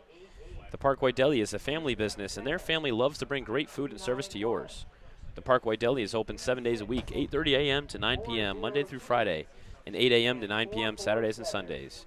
The Parkway Deli on 8317 Grubb Road in Silver Spring, a proud supporter of your Silver Spring Tacoma Thunderbolts. And Peter, I'm still shocked. That was an amazing play by Acosta. He made that baseball disappear. You look like the Joker in The Dark Knight. That was just a beautiful catch by Acosta. I thought for sure that one was going to be heading to left field, and just like that, the inning was over. Yeah, pretty good reference there for you, Brian. It's Acosta robbing Xavier Bradley of a base hit that would have extended that inning. Leaps up, says ta-da, and then the ball's in his glove. Now it's gone. Yeah, one of my favorite movies as a kid, The Dark Knight. Such a great movie. You could riff on that all day. Bottom of the fifth, as expected, Chris Fortunato goes back out for a DC team that leads the Thunderbolts 3-2. In the first game between these two, T-Bolts got in front early and often and never looked back, winning that one 13-5 on the road at Talbot Field in DC. But now here at home, things a bit different. A quieter start for both teams, but especially the Thunderbolts. They'll try to get things going here, and it'll be Gabriel Pegues, 8-9-1 due up for Silver Spring, after the T-Bolts went 1-2-3 in the fourth and have seen the last 6 retired from Fortunato. Nobody out, nobody on. First batter of the bottom of the fifth. First pitch to Pegues is laced back into right center, and it falls in the gap for a base hit. Pegues takes a fast turn, but will pump the brakes and get back to first with a scamper. Easy there, Gabe. Yeah, the way he was gunning for second, I was a little bit worried, but he turned right back around. It's a leadoff knock for Gabe Pegues. Some great insight coming to us from our man in the dugout, Nick Ronholm, the social media director for the Thunderbolts. Said he talked with head coach Brock Hunter about Gabe Pegues. Gabe is someone that has had offensive success this year, and Nick says that according to Brock, Gabe will be pitched like a 3-hitter no matter where he is in the lineup, because that's where he's mostly been this year. So for Brock, what he's trying to do is give him different looks, move him up and down the order, see if he gets different pitches, different pitch selection, trying to just get a different feel for it. And in that instance, it certainly paid off there. Not only do you get to move his production down the lineup so you can maybe start some offensive rallies, but you get to give Gabe some different looks and continue to develop him as he goes back into his second year of college. That is really smart by Brock Hunter. I love that idea. And Gabe Pegues, he's been really one of the best hitters in this lineup, and just being able to get him different looks. And like you said, this league is about development, really. And being able to develop him in a unique way, I think that'll do him really well going forward. Fortunato has thrown over a couple times now to Pegues, but Gabe has been back in safely each of those times. Yeah, and the first time Pegues was on base as well, same thing. I think before the first pitch even was thrown, he threw it back to him twice. 1-0 count against the 9-hitter Joey King, and Joey takes a strike at the top of the zone. This part of the order had the best offensive stretch for the T-Bolts in this game. Back in the third inning, Pegues led things off with a single to left. Then King followed him up with another single to left. And then Jonah Acosta singles up the middle to score a couple of T-Bolts runs. Silver Spring still trying to reclaim that momentum. 1-1 is cut on a miss. Throw back to first base. Pegues dives in safely. Wow. He gave a head fake and did take a couple of extra steps. Bradley up with it quickly behind the plate and almost has a play at first, but Gabe gets back in. Counts 1-2 against Joey King. Yeah, I think he thought originally he was going to go, and then for some reason he didn't, and he was really far off the bag. They just threw back again. This is now, I believe, the 5th time that Pegues has been checked on just in this plate appearance, and only 3 pitches have been thrown to Joey King. 1-2. Poked up, gets foul on the first base side. I got to say, I think it's so cool that Caleb Sturdivant not in the lineup. He took a really tough injury 2 games ago, and he's being the first base coach for the Thunderbolts. I just think that's really cool. One of the veterans on this team. We hope he's okay. I think he is, but not in the lineup tonight. Another foul ball from King. Yes, Stu, always the guy that's going to do whatever it takes to help the team, and if it means throwing on a coach's helmet and heading down to the first base box, then that's what he'll do. He's a guy that has been a veteran with this program and trying to make an impact tonight, although not in the lineup. Pegues checked on again, and I would say Sturdivant's doing his job by not having Gabe picked off yet. This is just unreal. Gabe has stolen 5 bases this year, but Fortunato has thrown over 6 times. I don't know if it warrants that much attention. 1-2, runners put. Pitch is fouling off again. Great at bat here from Joey King. He's put together some really, really solid plate appearances. He struggled this year at St. Olaf College, but he's a graduate of Winston Churchill up in Rockville, which is where the head coach of the Thunderbolts, Brock Hunter, is also the head coach of the Churchill Bulldogs. And in his senior year at Churchill, King was a guy that hit almost 500. He hit about 470 in his senior campaign. He's showing those bat-to-ball skills with Silver Spring, but that time the bat misses the ball. And it's a strikeout for Fortunato, his 5th of the day. First out of the 5th inning for Chris. And DC gets some much-needed out on the board. Ground ball can potentially end the inning here, although it's going to be a tough task with speedsters at both first base in Pegues and now at the plate with Jonah Acosta. Well, I was going to mention earlier when they kept throwing it back to Pegues. I mean, Pegues, as we mentioned, is a fast guy, but with all due respect, he's no Jonah Acosta on the base runner. There Pegues does go, and he's in safely. Well, it's like he heard you. And it was like, you think I'm not faster than Jonah? Watch this. Well, you know, I bet Pegues would say he's faster than Jonah for sure. There might be a little friendly rivalry there.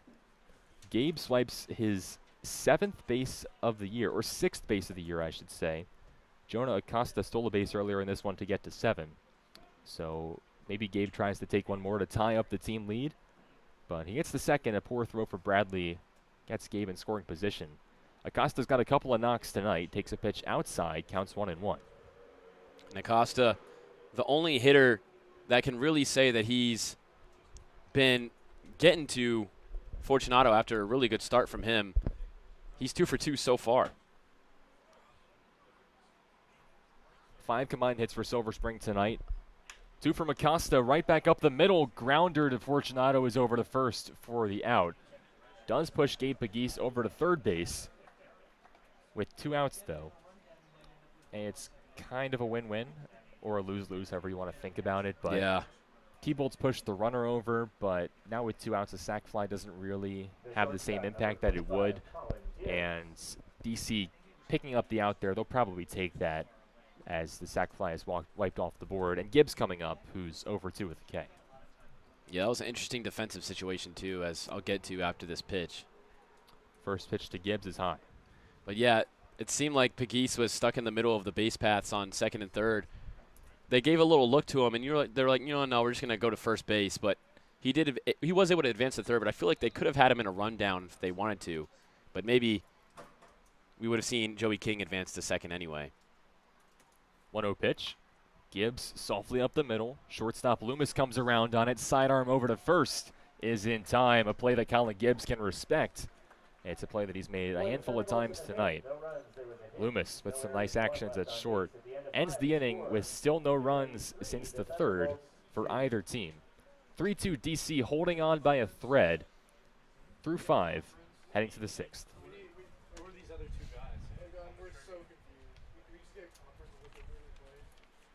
Silver Spring Jewelers. Silver Spring Jewelry is the Washington area's only complete jewelry store with a staff of 13 jewelry associates and 8 goldsmiths.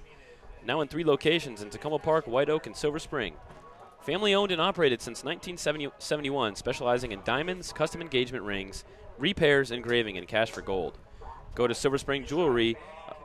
Go to silverspringjewelers.com for more information. Silver Spring Jewelry, a proud supporter of your Silver Spring Takoma Thunderbolts. SkyPoint Federal Credit Union. SkyPoint Federal Credit Union. They make banking simple. SkyPoint believes banking should be easy to understand, personalized, and focused on making the community a better place. Whether opening your first account or planning for your future, SkyPoint has the financial tools to help you hit it out of the park.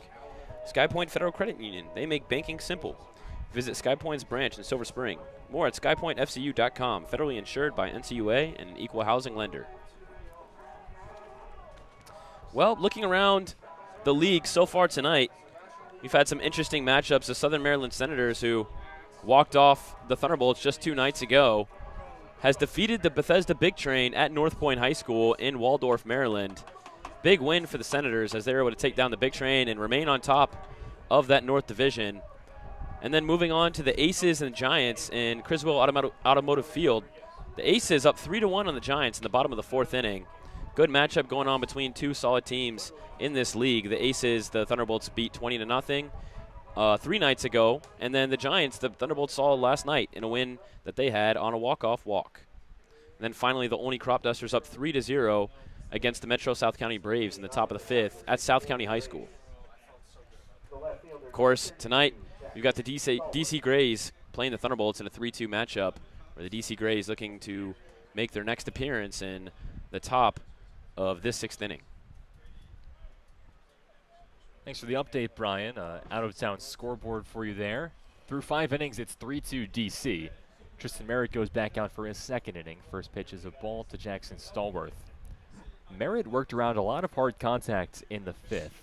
He came in relief of Christian Dre. Dre gave up very little hard contact, but gave up 3 runs. Merritt gets a couple of lineouts and a flyout, and balls that were given a ride but found the gloves of his defenders. So maybe it's luck, but it is certainly a skill to record outs in the Ripken League with how many offensive explosions we've seen. Like you just mentioned, 18-10, Southern Maryland beating Bethesda. Teams can get hits and hits and hits on any given night. So Merritt, to get through an inning of 1-2-3 work, is certainly impressive and a good start for him after his rough first out. No, it really just goes to show you that sometimes that's just the way the cookie crumbles, though. Like, sometimes when you do things right, things don't go your way. And other times when you're not at your best, you can still get by. It just really depends on just how the game goes. But I think great start for Tristan Merritt so far, and I'd love to see him build off of that and get between these middle innings of this game. 3-1 count against Stallworth. Merritt comes home. Check swing, he does go around, and the count goes full.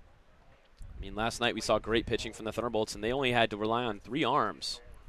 If they could do that again tonight, that would be really helpful for the bullpen. 3-2 count against number 32. And number 52, Merritt deals, taken inside for ball 4. Stallworth's 2nd walk of the evening. 2nd time he's reached in 5 innings of work. Leadoff base runner on for the Grays. Benny Bakar up for just the 2nd time today. He comes in relief of the 2nd baseman, Evan Rosario, who exits after just 1 at-bat. Bakar struck out in the 4th to lead off that inning for DC. Throw over by Merritt's not in time. Back to that out-of-town update, and I maybe let it sit too long, but just one thing I want to say quickly. Bud Coombs is now playing in this league for Southern Maryland. He hits 3rd tonight. He homers again, pitches a strike, throw down to 2nd, not in time, it gets into the outfield. Kelleher's throw gets away, and Stallworth goes 1st to 3rd. I'll get this out quickly because stuff seems to be happening, but Bud Coombs playing in this league now, DeMatha graduate, Patrick Moran, our writer tonight, and a broadcaster can attest. One of the best players I've personally seen play in high school, and I saw him at Maryland, great player. For Southern Maryland tonight, he goes 2 for 3, hits another home run. Bud is already one of the most special players in this league this year. He's an exciting dual-threat player that we'll see in a couple weeks when Southern Maryland comes here for a doubleheader. But just want to put that out there. I've seen him firsthand, and he is a special, special player that Southern Maryland is trying to use to propel them towards the top of the standings. They now are in isolation atop this league at 9-4. 0-2 count, Benny Bakar from the left side trying to push across Stallworth.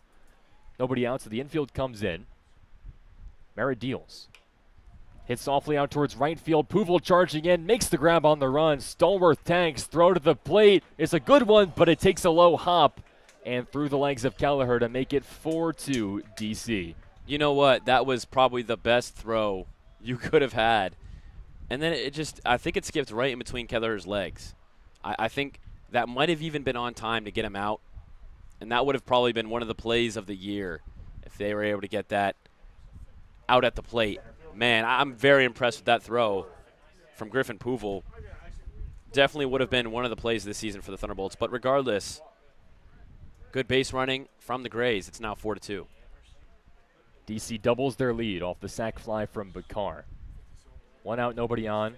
First pitch to Peyton Ford's a called strike.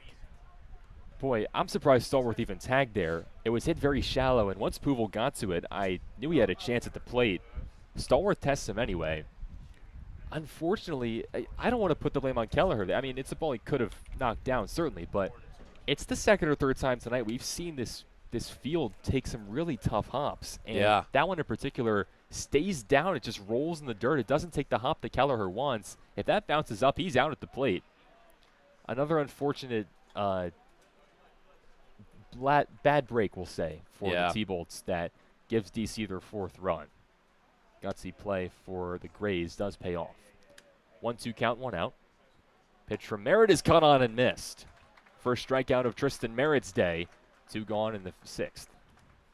Yeah, it's pretty unusual when the terrain of your home field can trick you sometimes, but we've seen it happen multiple times tonight, and maybe it's just one of those things that you'll get used to during the season when you play at home, or maybe it's just one of those things that you never really know what you're going to get.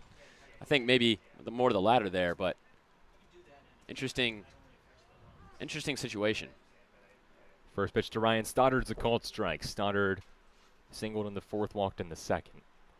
I know when I played, which wasn't for very long, to be honest, but when I played baseball and something like that happened to me, I would always think in my head, that's a bad hop. Everyone's going to see that and know that it's not on me. Like, that was the field doing its thing. But I think if you're watching, maybe more of the blame does end up falling on you.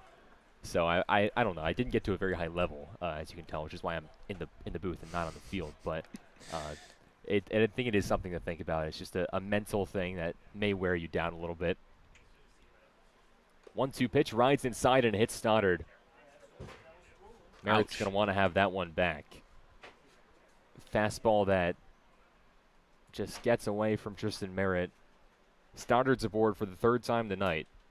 And with the bottom of the order at its fullest, this 9-hitter Travis Church coming up, you just can't allow this inning to extend here with your team already in a 2-run hole. Yeah, you can't ask for too much from the hitters. They're already going to have to come back and make a comeback here, but the more runs they pile up, the harder it's going to get. But then again, the pitching still done a solid job. 4 runs in the Cal Ripken League at this point of the game is pretty solid. We've seen all over just how high this league can get up and run. So runs can come in bunches. We've seen it all season.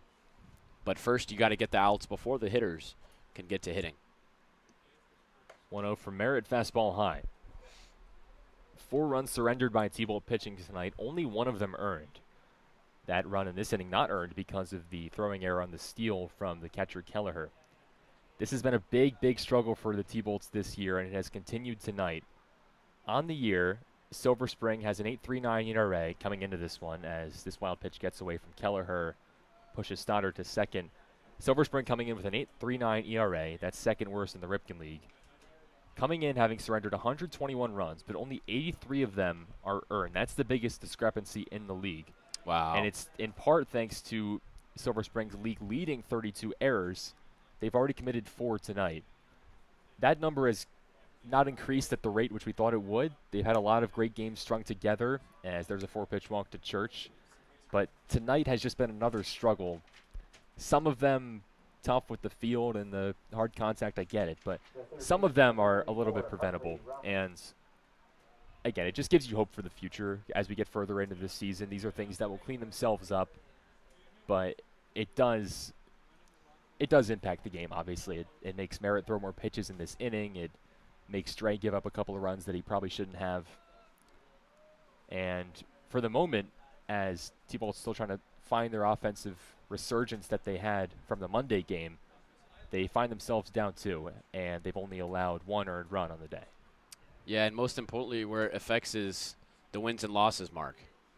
Right now, the Thunderbolts coming together, and they're at 3-8, but the beginning of the season, the reason that they weren't able to close out a lot of those close games is due to those types of things. And I think if you just have a couple of things tweaked differently, and of course the past is the past, but of course if a couple of things go differently, this is one of the teams sitting in the mid-table of the Cal Ripken League. Leadoff hitter Hartley Rahman takes a pitch inside, counts 2-0.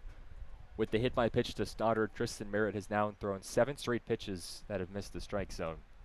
First and second, 2 outs. It just takes 1 pitch, though, to record the 3rd out and get Tristan out of the inning. 2-0 misses, and it's off the glove of Kelleher. Both runners advance. Another one that misses the zone, and we'll see if it's a wild pitch or a pass ball. But in any event, the count's 3-0. Base empty at first base now, but an inning that is just unfortunately extended. Only paid for it through 1 run so far, but threatening more. 3-0 sliders outside.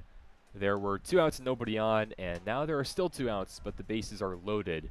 And DC can break it open here, leading by 2, with Joey Chitla coming to the plate. He's 1 for 3 on the day. And a walk's another issue that Thunderbolts have kind of had this year. And it seemed like recently they hadn't been giving up as many free passes. When I talked to Trent Lopez in his interview after that tough loss, he said, although we lost, I'm glad that the loss came through something being put into play instead of a walk and a free base. So the fact that they're getting better with that walk situation is good to see, but again, now the walk's starting to pile up on for Tristan Merritt, and he's going to get a mound visit here. And we'll see if his day's done or if he's just getting some words of encouragement to get out of this jam. It's now 10 straight balls thrown by Merritt. A couple of back-to-back 4-pitch walks. Bases loaded, 2 outs. T-Bolts down just 2 runs. Trying to get their offense a chance to get back to the plate for a batting order that has been streaky this year, but we've seen at any moment they have the chance to erupt for these huge innings. And it usually really happens when those 2 outs are already on. You know, a lot of the times, as that one drops low for a ball, a lot of the times when you have 2 outs, you already have that mental thought in your head of, I just need 1 more. I can relax a little bit. And when that happens, the damage is done. 2-0 count, Merritt deals. 3-0. Chitla not even considering swinging at this point. 3-0 count. 4-2 DC Grays lead it. Merritt just searching for any way to find the zone here. It'll certainly be a take from Chitla again. Here's the pitch. Goes to a curveball, and this one lands in. A strike on the board for the first time in a couple minutes. 3-1. Still with 2 outs. Merritt has induced quite a few pop flies tonight, trying to get just 1 more to get his team out of the inning. 3-1 instead, misses high. And a 6th inning that has unfortunately gotten away from Tristan Merritt. He walks in a run, making it 5-2. The last 4 have reached via a hit by pitch and 3 walks. And Merritt getting a talking to real quick from Keller. Bases loaded. This could get ugly, or it could end right here. Not really an in between. Even 1 more run would push it to 6-2. That'd be difficult to make up those 4 runs. But if you're able to get this out right here, definitely manageable for the Thunderbolts. First pitch to Jackson Loomis is a called strike. There you go. That's a good start to the at-bat. Loomis, the 8th hitter of the inning for DC. Grays have now scored 2 runs in the frame. 0-1. Fastball high.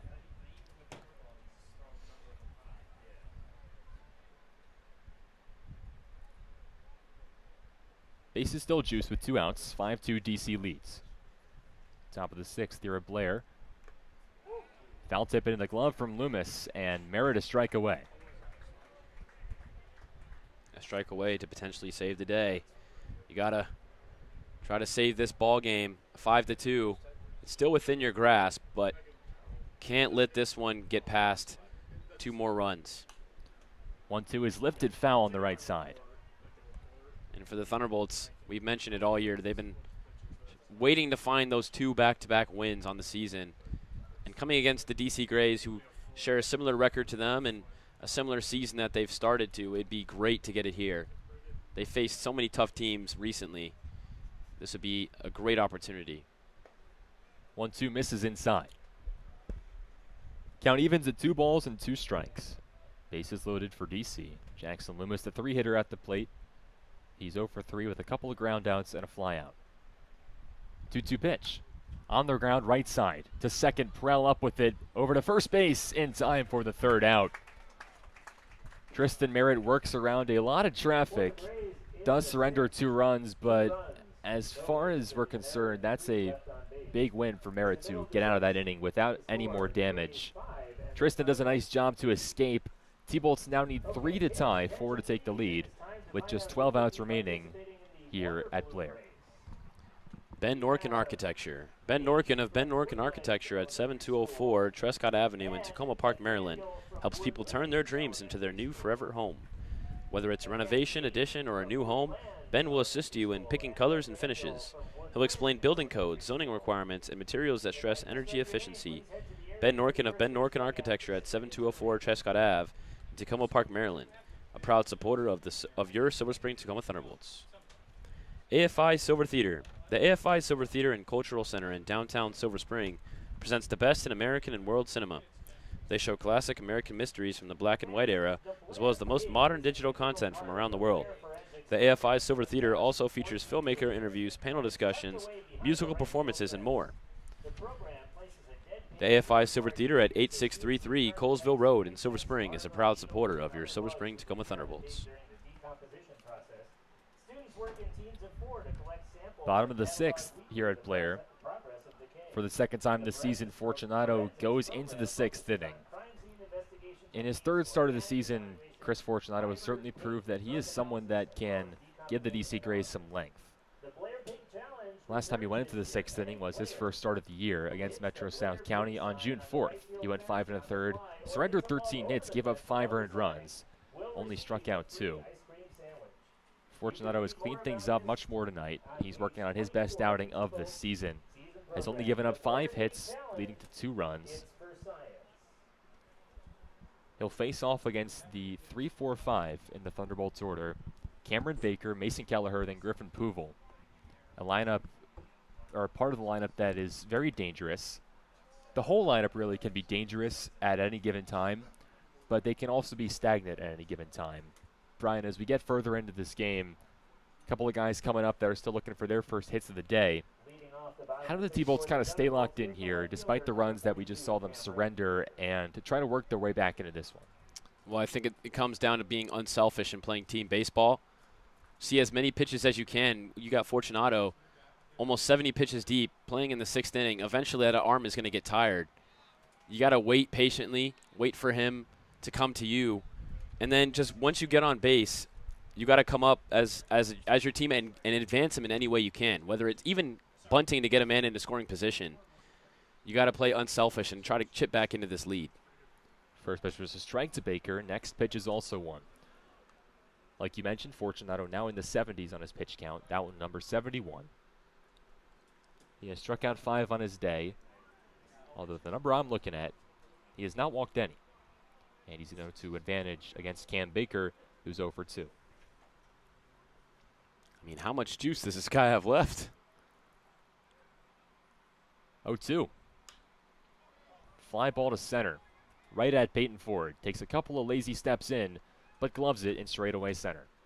1 gone in the 6th. Fortunato not running out of juice yet, I guess. One of the finest starting pitching performances we've seen this season. One of the finest pitching performances we've seen this season, period, to be honest. Fortunato pulling out all the stops for a DC Grays team that only has 3 wins on the season and is the only team below the Thunderbolts in the season table. Grays have put up a fight tonight and are leading the Thunderbolts by 3 as Fortunato drops in a first pitch strike to the catcher Kelleher. T-Bolts are out hitting the Grays tonight, 5-4. But 4 of those hits have come from Acosta and Pegues. 2 each for the third baseman and center fielder, respectively. 0-2 count against Mason Kelleher. He's hitless tonight. A flyout and a strikeout for the man that came in second in the Ripken League in batting average. He was 3 for 5 first time around against DC. 1 out, bases empty, bottom of the 6th. T-Bolts need 3 to tie. 0-2. Fastball well high. And I've been very impressed with the way the Grays have played today. They certainly don't look like a team that's 3-9. And neither have the Thunderbolts recently. Their record doesn't necessarily show how they've been playing either, but this is just what happens. 1-2, tap to short. Coming around on it, Loomis. Side-arming, zip throw over to first. Not in time. How about the hustle from the catcher, Kelleher? Beats out the throw from Loomis. When you're an infielder, you've got that internal clock that you're supposed to kind of have ticking. You know who's running, you know how much time you have. The greats like Derek Jeter, Cal Ripken always were beautiful at estimating who's running and knowing how much time they had. That time, Loomis may have assumed that he had more time than he did, but Kelleher absolutely dogs it up the line and gets the man on base. Infield single with one gone here in the 6th. And that coming from your catcher is certainly impressive. You love having a catcher that can run out to first base like that. Hopefully he can be active on the base paths, as the Thunderbolts are going to need him to get into scoring position. That's a way to energize your dugout, too. Hustling out that infield single. First pitch to Griffin Puval, misses outside. 1 ball, no strikes against the 5-hitter tonight. Puval, the right fielder, 0 for 2. Fly out to center in the 2nd, and a ground out to 2nd in the 4th inning. 1 out count from Fortunato, who's thrown a lot of first pitch strikes. But instead, he's thrown the first 2 pitches balls to Griffin Puval. Fortunato took a lot of steps forward in his junior season at Stevenson this spring. After a ERA around 12 in his first 2 years, ERA dropped all the way down to under 5 in his 3rd season, over 47 1/3 innings, moving to the starting role. Part of a Mustangs team that did pretty well for themselves in the MAC, although weren't able to win the conference, a conference that has historically gone the way of the Messiah Eagles. Messiah, a very good baseball school. D3 championship this year won by Denison, which is where the DC Gray shortstop Jackson Loomis is from. Team that went 51-3 this year. 3-0 to Puval is low. First walk of the day for Griffin Puval, and it's the first walk of the day for any T-Bolt. Fortunato finally surrenders a free pass all the way in the 6th inning. Well, sometimes a free pass can be what you need. I mean, the Grays haven't really been giving the Thunderbolts any type of opportunities to cut back into this one. But now that they have, now that that free pass has been given, you got to take it and you got to cash it in. The man to try and cash it in is Sam Camacho. First base tonight. 0 for 2, a pop out and a ground out. First pitch to Sam is a ball downstairs. Fortunato has lost a bit of feel in the 6th inning, as he is now reached into the 80s with his pitch count. First and second, 1 out. All of a sudden, the tying runs at the plate. 1-0 from Fortunato is popped up. Shallow center. Peyton Ford towards left center. He's called off by Stallworth, and the left fielder reaches up, makes the catch. 2 outs here in the 6th.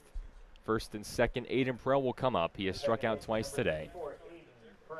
Fortunato trying to get through 6 innings of really solid work and keep the DC Grays in the lead.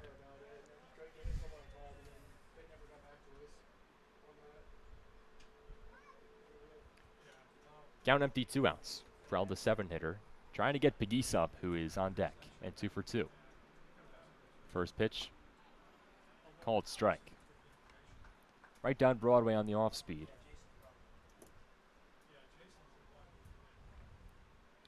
Really hard to say enough good things about Chris Fortunato's outing tonight. 5 2/3, 6 hits, 2 runs, just 1 of them earned. Prell rives it down towards right field. It gets in the corner. It gets fair. 1 run comes around. Puval being waved. He's held for a second, but he goes through the stop sign, and he is out at the plate. Oh. Unfortunately, Aiden Prell does come through, but only 1 run does score. I think Skip at third base pumped on the stop sign. He threw his right hand up, maybe just a hair late for Puval to fully register it. A great relay from DC, guns down the 3rd out at the plate, and the Grays will take a 2-run lead into the 7th inning. Fortunato threw 6. We'll go to the 7th here at Blair. DC Grays 5, T-Bolts 3.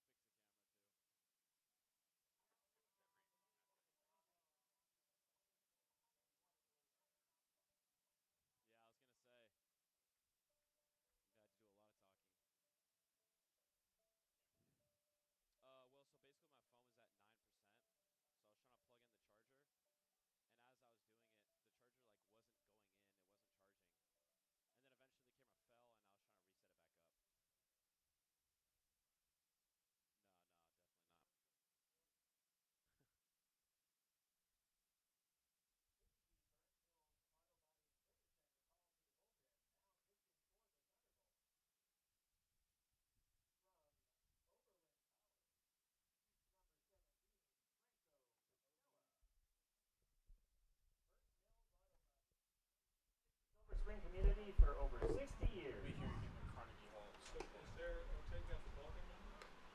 It should be. Top of the 7th here in Montgomery Blair.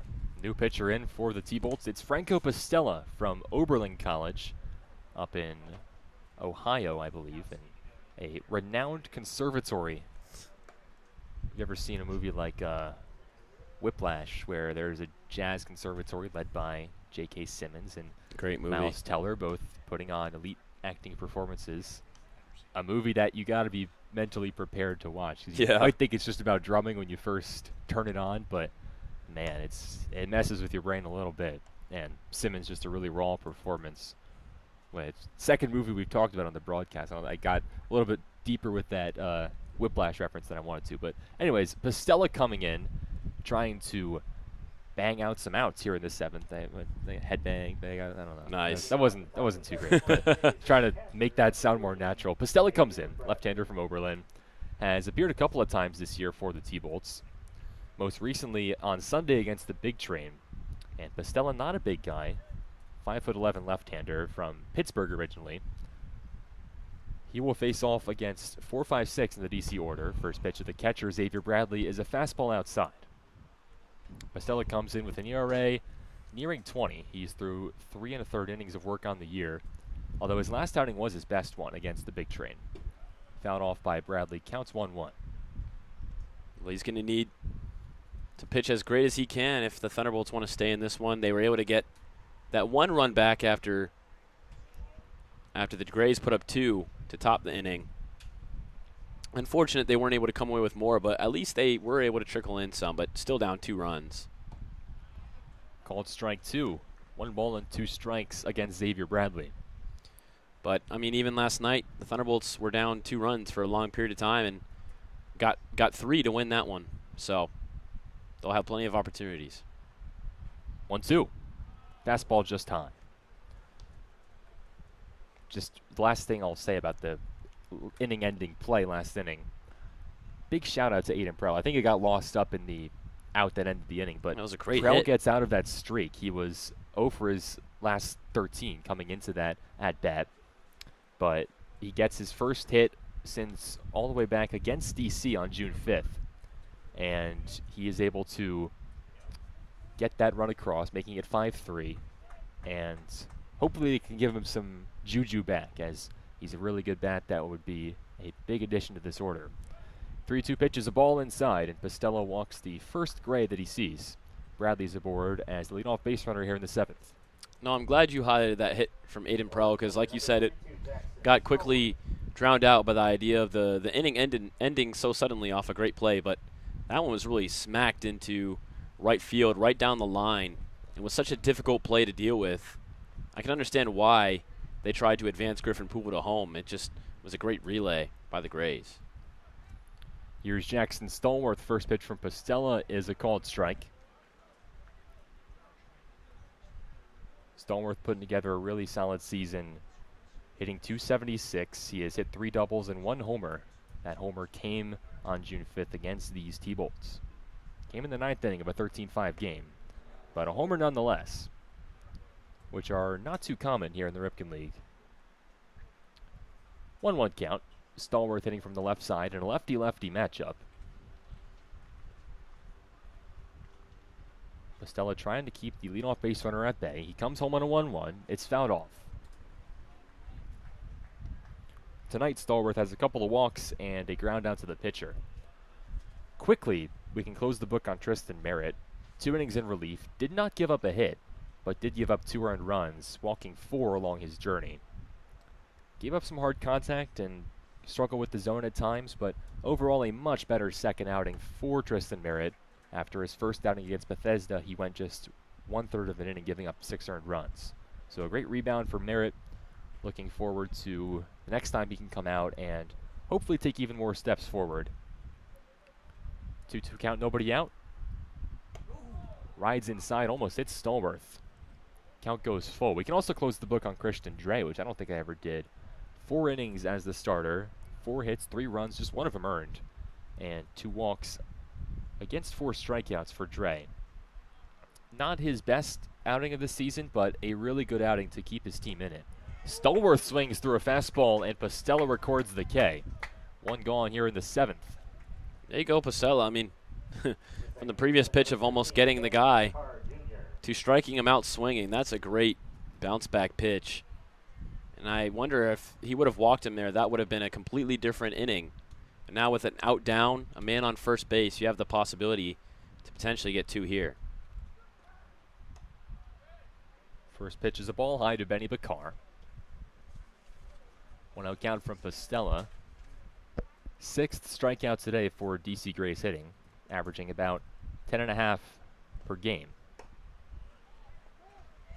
Called strike on the outer third, 1-1.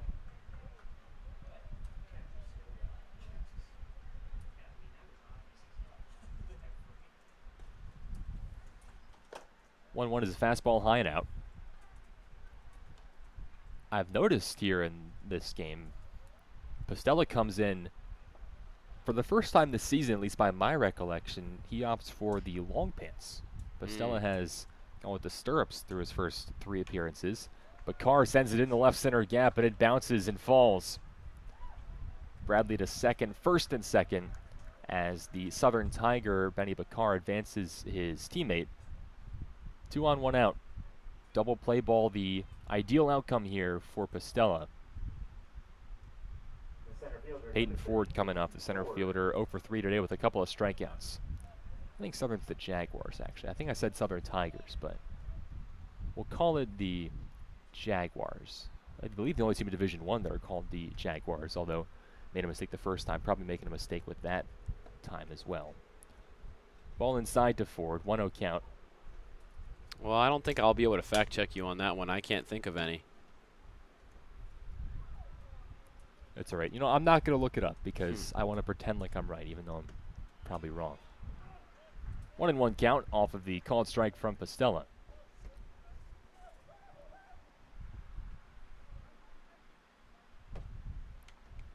Bottom of the order for DC.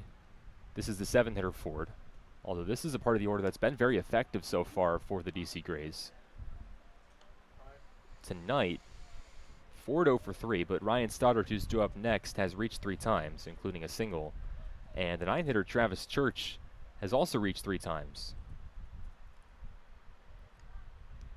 Can't take it for granted if you're Pastella.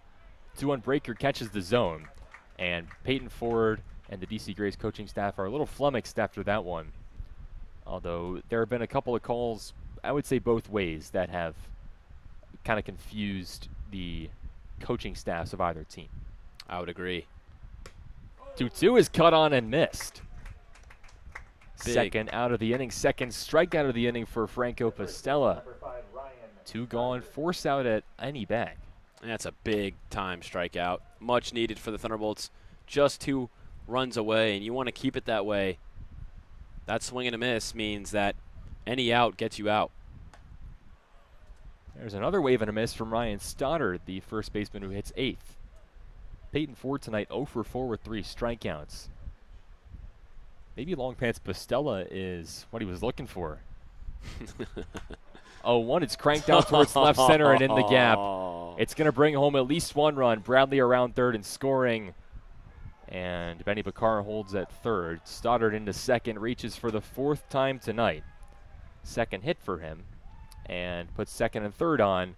6-3 now. DC extending their lead back to 3. I'm not going to say anything, Peter. I'm not going to say anything. It's all right. I know you're thinking. Due to my track record, I won't say anything. It's all right. It's inevitable. How about we give credit where credit was due? It's a great hit. Mm-hmm. And it seemed like the DC Grays, every time the Thunderbolts try to close in on this game, they just keep making it harder. First pitch just misses from Bustella. Close call that does not go the Thunderbolts' way. Travis Search, the 9-hitter out of Marist, is 1 for 2 tonight with a walk. Next pitch is swung on and missed. Bustella goes back in the zone to even up the count. I mean, even just looking at the scoreboard, the Grays jump out 3-0. Thunderbolts get 2. Grays get 2 more. The Thunderbolts get 1. And now, again, the Grays matching that with another run. Back up the middle and through. Make that 2. Here's 1 run. Stoddard waved around vigorously, and he scores. Make that 3. Now 8-3 DC. A Grays team that came into this one 3-9, having lost their last 4, has been relentless tonight at the plate. They had a slow start with Christian Dre attacking the zone and inducing weak contact, but since then, DC, all credit to them. They're putting balls in play, they're getting them in the outfield, and they're bringing those runs across. You see, not every game in this Ripken League has to be double digits to double digits. You can play quality baseball every once in a while, and it's been impressive to see, really from both teams tonight, have cleaned up the defense, have cleaned up the hitting, and have put together good at-bats both on the pitching side and the hitting side. First pitch to Hartley Rauman is a called strike. Yeah, I've been really impressed with the Grays. They've been showing their signs of promise tonight. And with both teams just looking for a way to get back into the standings of this league, it's about who wants it more. It's about who's going to play the more complete game. And right now it's been the DC Grays. After the Thunderbolts closed it back into 2 runs, in the last 2 innings, they've scored 5 total. 0-2 outs. Franco Bustella a pitch away. Runner on first is Travis Church. Bustella steps off. 3 across for DC in this inning. As you mentioned, 5 in the last 2. 0-2. Runner goes. Fouled off.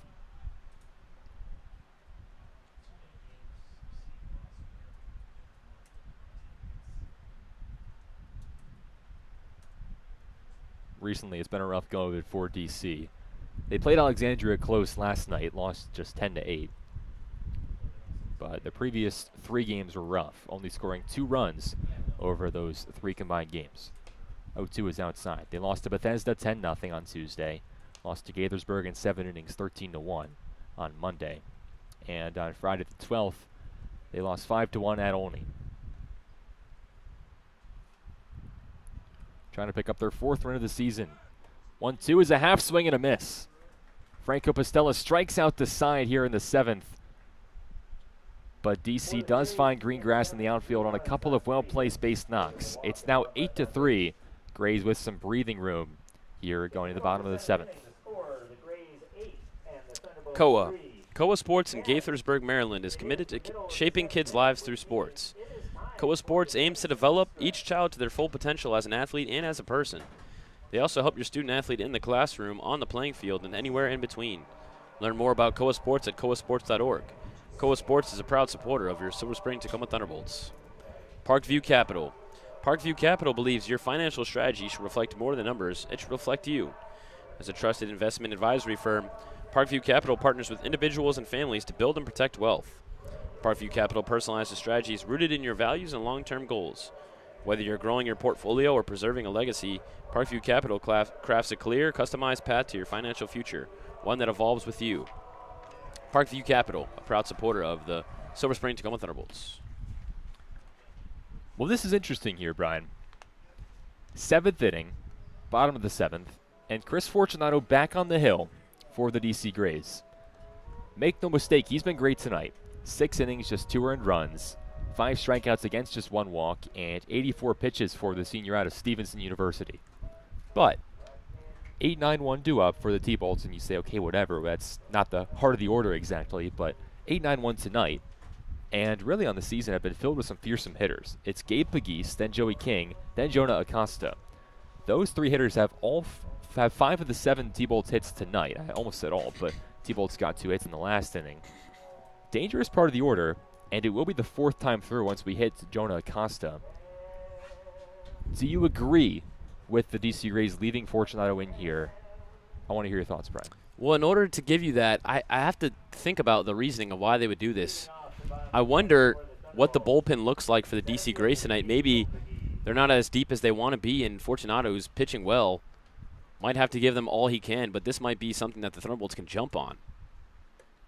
So I think no matter how good he's pitched, definitely is a risk. I agree with you. I think it's a risk to keep him out. But it must be a risk that they're willing to take considering what maybe other options they might have. If you're the Thunderbolts, you got to show that right now is the time to attack these pitchers, no matter who they may be. But Fortunato's still out there. Gabriel Pegues lifts it out towards center. Peyton Ford in a dead sprint out towards the wall. It bounces in deep center. Pegues to second. He takes a turn. He wants 3. Throw in is cut off. Gabriel Pegues to third on a leadoff triple here in the 7th. There you go, Gabe Pegues. Have yourself a ball game. 3 for 3 now on the night. And he's just been all over it. And he's been all over Fortunato. He's been pitching well all night. But even when he's on the base paths, he's thrown back hundreds of times. I mean, Gabe Pegues has had his number tonight. It's about time that someone else helps him out here, as the Thunderbolts not totally out of this one yet, down 5. Still plenty of work to do, but you got to chip in right here. Joey King will try to chip in as the 9-hitter. Another run can be added just 90 feet away. King softly towards short. On the backhand, Loomis goes to first, and it scores a run on the ground out from Joey King. That's a good play there by the shortstop, and although the out does come across, you do get one back. 8-4 ball game. You're going to need a lot more runs than that. But now the top of the order is back up. The bottom of the order still technically did their job. Huge part due to Gabe Pegues. What a triple. And now Acosta, who's hit really well tonight, has an opportunity to get back on base for more runs. 1 gone in the 7th, 8-4 DC. Gabe Pegues this year has been up and down the order, trying to get those different looks like we said earlier. Has a hit now in 10 of his 11 games, but that's just his 2nd multi-hit game of the season. Had a multi-hit game June 13th at only.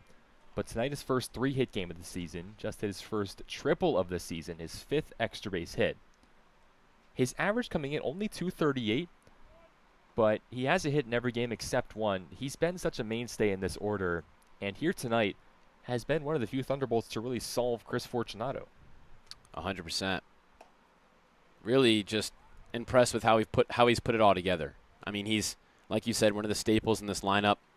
And that insight we got from Nick earlier about moving him down to the bottom of the order, moving to the top of the order, really, I think, paid off tonight. Jonah Acosta back to the plate. 1-1 count against the leadoff hitter, hitting for the 4th time tonight. Ropes this one in the right center gap. It falls in center. Ford picks it up on a hop, but Jonah Acosta aboard for the 3rd time tonight with his 3rd single to center on the evening. That may be close to the end for Chris Fortunato. Pitching coach for DC, Kellyanne Jenkins, takes a couple steps out of the dugout, but she will eventually return. Runner on. Colin Gibbs back to the plate. He's 0 for 3. A little bit of everything. Strikeout, flyout, ground out. Lazy throw over from Fortunato. Acosta wasn't going anywhere. Well, Acosta and Pegues combined are a 6 for 7 for the Thunderbolts tonight. Just what a wonderful pair that they've been tonight as a duo. But somebody else has got to step up for the Thunderbolts. The rest of the team only a combined 3 hits. Colin Gibbs 0 for 3, Baker 0 for 3 behind him. Let's see if either of these guys can get it going for them. I was going to say, can it be Colin Gibbs here, who was hitless tonight, but came in hitting .500 on his shortened season. 1-1 count against the T-Bolts shortstop. Finished up his sophomore year at Maryland a couple weeks back. And because of his experience at such a high-profile school, although he is in the portal, he's likely going to become a mainstay in this T-Bolts infield. We've seen some nifty defensive plays tonight from Gibbs. 1-1, Collin takes a strike, and that one may have been stolen by Xavier Bradley. The catcher swipes down on that fastball high and puts it at a 1-2 count for Fortunato. And yeah, the defensive plays that he's made tonight have been absolutely amazing, but we know the bat is there. We've seen it so far in the 3 games he's played, and I'm looking to see it right here. 1-2 pitch. Slider outside. Good holding back there. Looked like he was ready to chase it, but stopped himself. That's a big-time take. 2 balls, 2 strikes, 1 out. Next pitch from Fortunato, got him swinging. Foul tip into the glove of Bradley. Chris Fortunato, with one of the best starts this year from any pitcher in the Ripken League, just struck out his 6th hitter on his 95th pitch. Wow. He's through 6 2/3 here on this Thursday night at Blair. Gibbs struck out for the 2nd time tonight. That's just ridiculous that he's just about to get to the triple digits in pitching. You don't see that often in a summer league. Now 2 outs, runner on. Cam Baker to the plate, also 0 for 3. First pitch from Fortunato downstairs. And not only do you not see it often, but as great as the night as Fortunato's had, he's still given up 4 runs, and he's still in there. I wonder if it has something to do with the bullpen and the arms and whether they're tired or what it may be. 2-0 count against Baker. As mentioned, Silver Spring, their team ERA on the year about 8.4. That's 2nd worst in the league. The only team worse is the DC Grays. ERA nearing 10, 9.5 on the season. But Chris Fortunato with a performance, his best of the season by a mile, and the best of the season for DC by a mile. Acosta swipes 2nd, his 2nd stolen bag of the game tonight. 8 on the season now for Jonah. He creeps up the Ripken League leaderboard. Coming into tonight, the leader had 10. And Acosta gets to 2nd now. Runner in scoring position for Baker with a 2-1 count. All the things that DC has struggled with this year, the walks, the lack of strikeouts, Fortunato has done the opposite, and he's kept DC in this game. The offense gives him a cushion, 8 runs over 7 innings so far, and that allows Fortunato to be able to work into the 7th. Count 2-2 with 2 outs. Cam Baker 0 for 3 tonight, searching for his first hit of the game. Just trying to bring the T-Bolts closer into this one. And maybe they can bring even further when Fortunato exits. Fouled off by Baker, count stays where it is. Oh, looked like Baker almost had that one. Just a little low on that one. But he got a great piece of it. But instead it fouled back instead of being put into play. I think that probably would have shot right into the gap.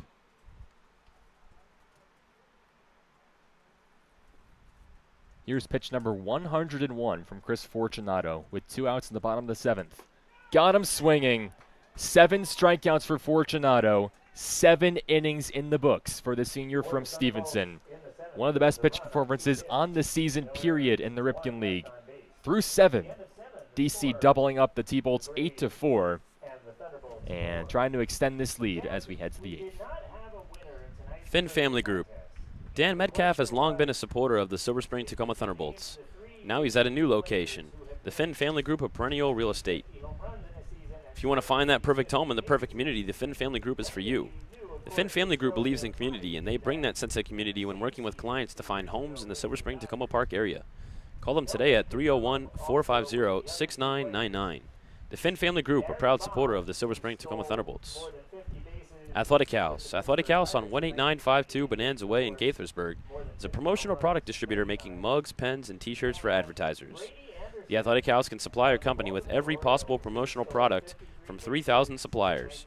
With so many ad specialties available, Athletic House can help leave a lasting impression with your customers, and they will create long-lasting relationships with your clients.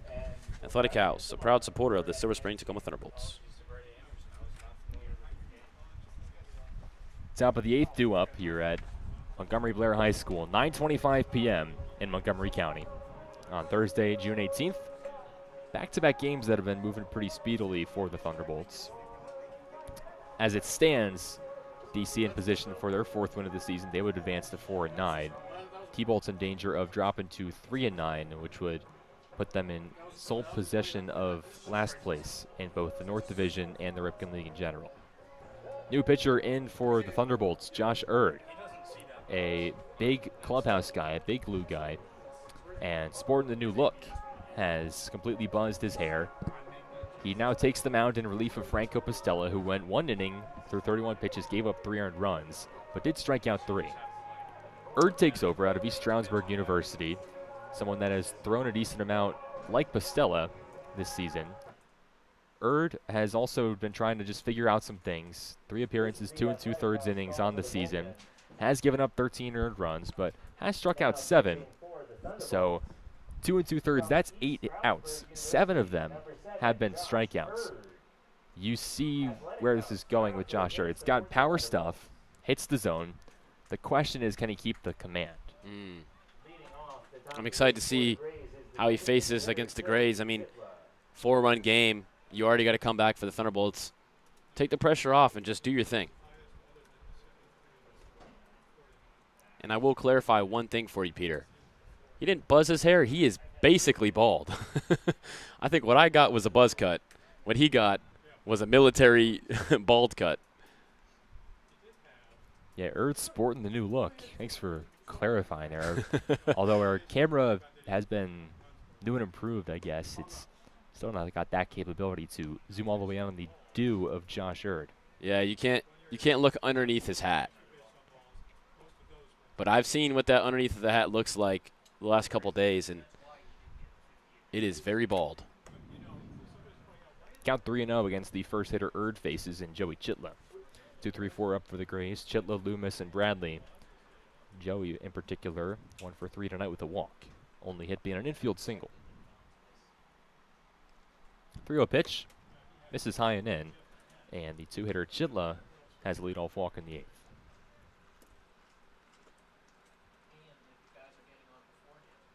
The shortstop, Jackson Loomis. 2022 Aaron Judge treatment. When he was doing walk. Here's Jackson Loomis. 0 for 4 tonight, 3 groundouts and a flyout. Runner on first is Chitla after his leadoff walk. First pitch to Loomis, misses outside. I mentioned this kind of offhandedly in a couple innings back. Loomis from Denison University up in Ohio. That team this year went 51-3, winning the Division III National Championship. That doesn't happen at any level in college baseball. Nuts. The 2 teams in the College World Series, I'm going off the dome here. I think Carolina, North Carolina, the number 5 team in the nation, has around 13 or 14 losses. Oklahoma was unranked. They've had an amazing run. They've got about 22 or 23 losses. Denison goes 51-3. At home, they were 16-0. On the road, they were 18-0. They only lost 3 games, all in neutral sites, and they still went 17-3 in those neutral site games. That is crazy impressive. Shout out to them on an outlier season, really. You can't really perform any better than that. 2-2 count against Loomis. Being a part of that team had to be really the team of a lifetime. 2-2 off the glove of Kelleher.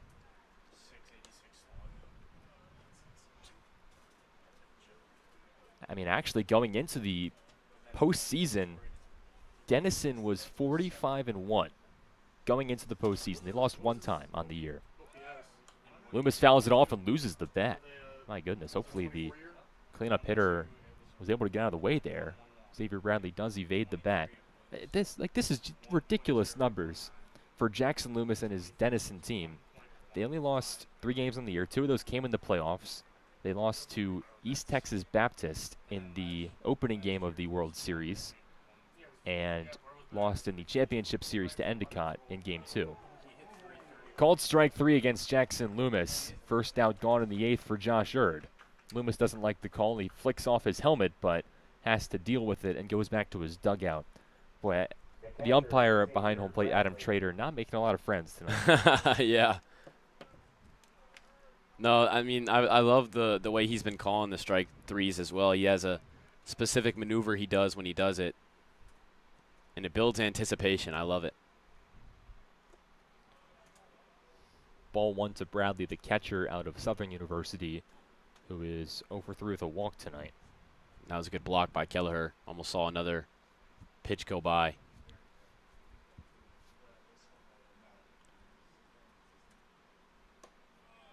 Called strike 1. First time against the T-Bolts this year. Xavier Bradley went 1 for 5 with 3 strikeouts. That was, again, all the way back on June the 5th.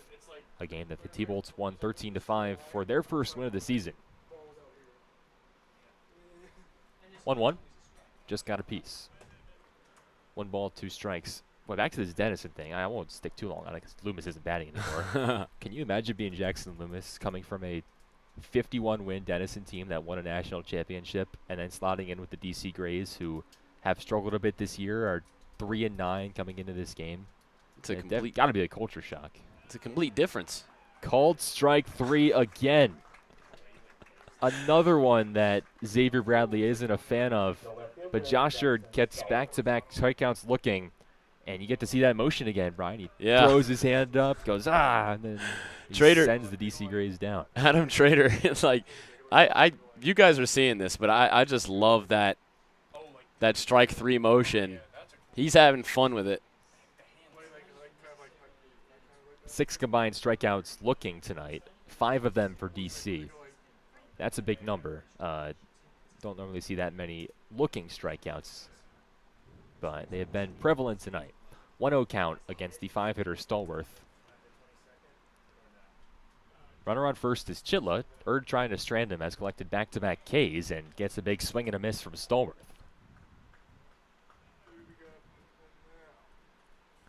Jackson Stallworth has struck out tonight for DC. That came in the 7th. Has also walked twice and grounded out. 1-1. Swing and a miss. How about this rebound from Josh Hurd? No, Had seriously. An uncompetitive walk to Chitla, but since then is dialed in.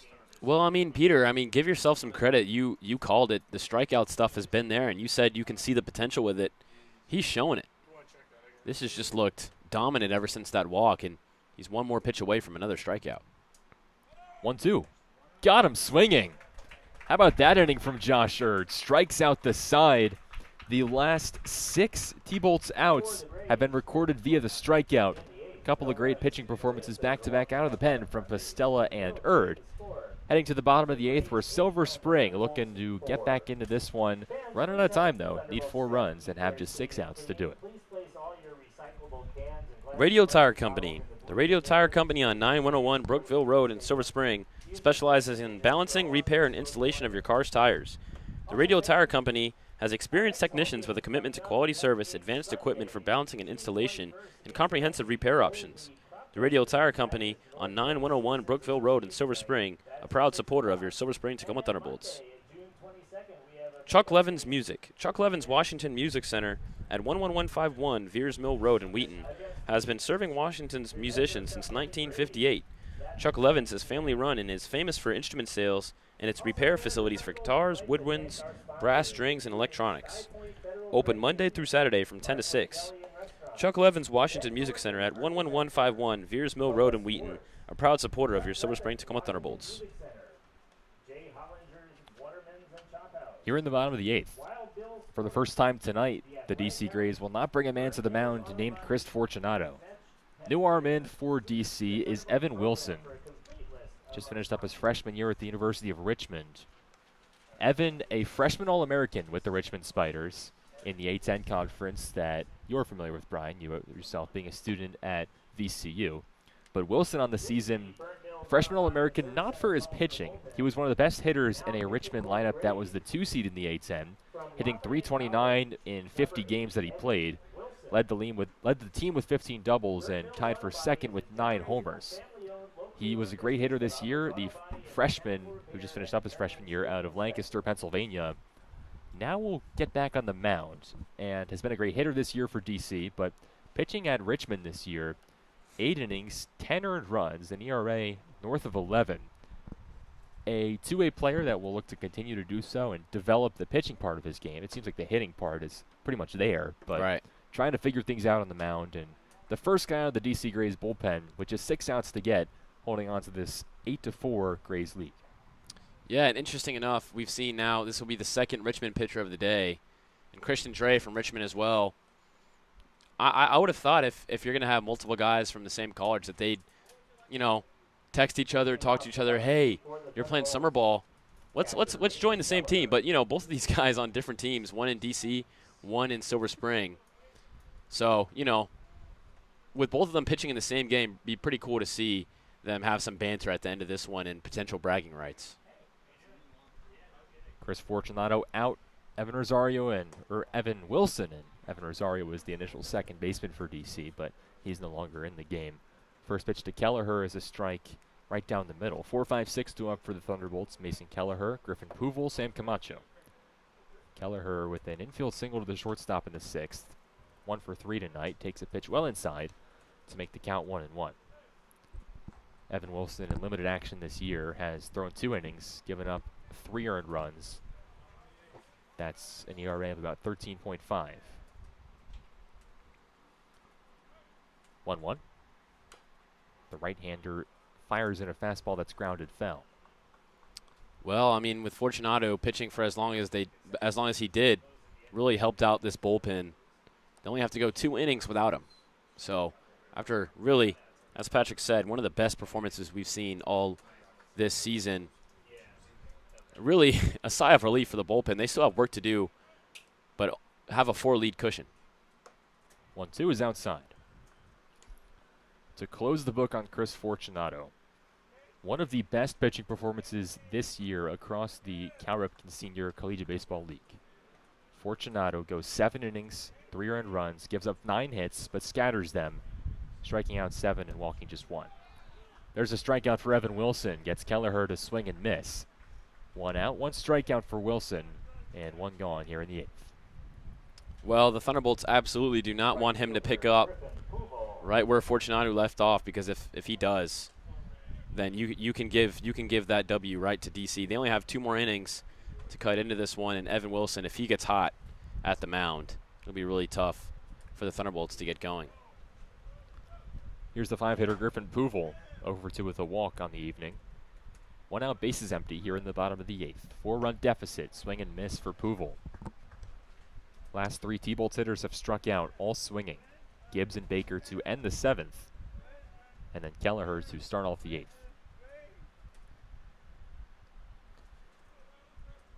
0-1 count, righty-righty matchup. Wilson deals. Swing and a miss again. Wow. I mean, what we could be seeing, when you have a guy that pitches 7 innings in a row, it's hard to get adjusted to a new dude who you wouldn't be expecting at this point. At this point, you'd think that you'd see the same pitcher over and over again. It's hard to adjust to somebody new, and Evan Wilson, give all credit where it's due. He's been pitching really well. 0-2 is high. 1 ball and 2 strikes again. I'm Peter Kelly. He's Brian Alves. Appreciate everyone tuning in tonight. T-Bolts down 8-4, but it's been a fun night. It's been a clean night for the most part, and it's been a night that's been some pretty good baseball, as it has been for the past couple of nights. Silver Spring, a part of some close games. Swing and a miss from Puval. 4 straight strikeouts for Gray's pitching, and that one from Wilson, his 2nd straight to start out his outing. Boy, how is this team 3-9? I don't mean that, obviously they've struggled in a lot of their games, and we've seen Silver Spring beat this team, but all of the stats that have hurt the DC Grays this year tonight have just been completely usurped. They came in with a 9.5 ERA as a staff. They've only given up 3 earned runs. They struck out a league-low 84 hitters. They have struck out now 9 tonight. Tapped right back up the middle by Camacho. Weak contact picked up by Wilson. Bobbles it and loses it. Sam is safe at first on an infield single. 2 out base runner for Silver Spring. That has also been an issue for DC this year. It's been the errors, but that Sam able to reach there. He's on base for the first time tonight. Well, after you just posed how is DC their record with the way they played tonight, I bet that's exactly what the Alexandria Aces said not too long ago. You really just never know in this league. It's just so unbelievable how it plays out, and that's why you can't take any breaks. You got to play the team that's in front of you, and when the team in front of you, sometimes when you're facing a hot losing streak, you can either give up and it's the easiest win of your life, or they give you everything that they have because they have nothing to lose, and that's what DC's done tonight. And the Thunderbolts were in that position just 2 games ago. 1-1 count against Aiden Prell, who had an RBI double back in the 6th. Unfortunately, Puval was gunned down at the plate to end the inning, but Prell got out of a slump and hopefully can keep it going here with a runner on base and his team down 4. 1-1 from Wilson. Foul tip into the mid for strike 2. I mean, I don't want to dump on this Grays team too much. If anything, I'm just saying it's been an impressive performance tonight, considering that in really every stat, they are at the bottom or second to last. Ks per 9, home runs allowed, whip, hits, runs, any of this stuff has just been a real struggle this year for DC. Called strike 3, 5 straight outs recorded via the K for Grays pitching. Evan Wilson strikes out the side. Can't say much more about what this DC Grays pitching staff has done tonight. Going to the 9th, 8-4 Grays in front of the T-Bolts. Takoma Torch. The Takoma Torch, founded in 2019, brings laughter and a sense of fun to residents in Takoma Park in the DMV. The Takoma Torch features satirical articles about the region that those with a sense of humor can appreciate. Send a headline or idea their way to takomatorch@gmail.com and watch what they do with it. The Takoma Torch is on the web at takomatorch.com. Takoma Torch, a proud supporter of your Silver Spring Tacoma Thunderbolts. Nando's Peri Peri Chicken. Nando's Peri Peri Chicken on 924 Ellsworth Drive in Silver Spring is the best chicken in the world because it uses peri peri sauce. From chicken on the bone to wraps and sandwiches, along with salads and veggie options, Nando's is your choice for great food. Nando's Peri Peri Chicken on 924 Ellsworth Drive in Silver Spring is a proud supporter of your Thunderbolts. Again, they have a promotion on Monday, June 29th. Use code NANDOS2026 when ordering on Monday, June 29th from 4 p.m. to 9 p.m. And 40% of the fundraising proceeds will go to the Thunderbolts. Keeping things here, heading to the top of the 9th. 9:43 p.m. at Blair. Going to be a close one to try to get under the 3-hour mark. Josh Erd, though, the man on the mound, has a chance to do it. Had a beautiful 8th inning out of the T-Bolts bullpen. He had a walk that was pretty uncompetitive to Joey Chitla to start things off, but then struck out 3 in a row, 3-4-5 in the DC order. He goes back out, trying to keep the momentum with the T-Bolts, and he'll face off against 6-7-8. Brian, what'd you like about Erd back in that last inning? I mean, it's an obvious question because he struck out 3, and that's what I liked about it personally, but anything else that you've seen from him and it's just been different from his first couple times out? Well, I've seen what looks like a renewed, new, fresh man, and I think it has to do with the bald haircut. I think that's the key right there. That's what I'm seeing other than the strikeouts is no hair. First pitch to Benny Bakar is a called strike. Erd picks up right where we left off. Boy, there might be a more boring answer. Maybe he tweaked his mechanics, but for the sake of fun, I'm going to say it's the bald head that's been turning things around. That's the analysis I'll give. Well, honestly, though, I will say, when you really change your appearance the way that he did, it really does offer new perspective. It gives you that fire that, hey, like, I'm gonna be this new person. I don't know. At least that's what I think. 0-2. Just missed. Kelleher popped out of his stance, thought it would be a called strike 3, but instead, home plate umpire Adam Trader doesn't give the call. 1 ball, 2 strikes. Josh Erd, I think with that new haircut, has become even more likable in the dugout. 1-2 is cut on and missed. Make it 4 straight strikeouts for Josh Erd. 1 gone here in the 9th. Well, I mean, here's a huge positive from this game. No matter what the outcome ends up being, Josh Erd, have yourself a game. Boy, and that last thing you said, too. Such a likable guy, such a great guy. Big part of this team's culture. Always a big supporter. Always at the park early, hitting grounders, talking it up with the players, talking it up with the fans. Just a really stand-up guy, part of this organization. It's great to see him performing out of the bullpen tonight. 0-1 count against the 7th-hitter Peyton Ford. Dating back to the start of the 7th inning, T-Bolts pitching has recorded 7 straight outs via the strikeout. Franco Pastella struck out 3 in his inning of work, although he did give up 3 runs. Then Josh Erd has struck out 3 in a row. And now in the inning, he has struck out the first in the frame. He's got an 0-2 count against Peyton Ford, who has struck out 3 times tonight. My goodness, Josh Hurd. One more, and I really might just go ballistic. This is insane. 0-2 pitch. Fastball just high. Well, Kelleher pulled that one immediately. Looked like he spotted it well, but the ump has had all different types of confusion from all the hitters and pitchers today, and that one just missed for ball 1. No harm, no foul. 1-2 count. Fouled off. Well, that one was harm and foul. Well, no harm and foul. I see what you did there. I'll allow it. Base is still empty here in the top of the 9th. 1 out after Erd struck out Benny Bakar to start off the frame. T-Bolts down 4 runs to the 3-9 DC Grays. 1-2 again. Got him swinging. Shaved the whole team's heads. Josh Erd, a new man with the new haircut. 5 in a row. 2 outs here in the 9th. That's a great idea, Peter. Everybody shave your head. You know, every team has some type of culture or some type of thing that they do to bring teams together, and that might be it. If you can play like Josh Erd, go for it. First pitch is cut on and missed by Ryan Stoddard. If he can do it here against Stoddard, who has been impossible to get out tonight, 2 hits and a couple of walks and hit by pitches, if he can strike out a 6th in a row in Ryan Stoddard, we may have to shave our heads. I don't make the rules. I'm just saying we may have to think about it. Well, I mean, I know you just shaved your head recently. I did just shave the head. Well, I mean, the girlfriends of the guys on the team may not like that, but the performance and the managers will be happy. 1-1 count against Stoddard. Pitch from Erd is inside. Now I think everybody around almost not wanting him to strike out, so they don't have to shave their heads.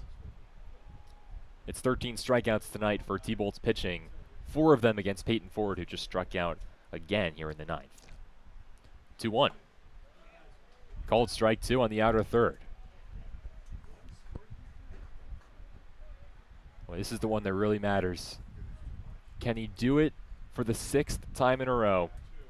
He walked Chitla to start off his outing, but since then has struck out the last 5. 2-2. Called strike 3. Take a bow, Josh Erd. New haircut, new man, new confidence. I love it.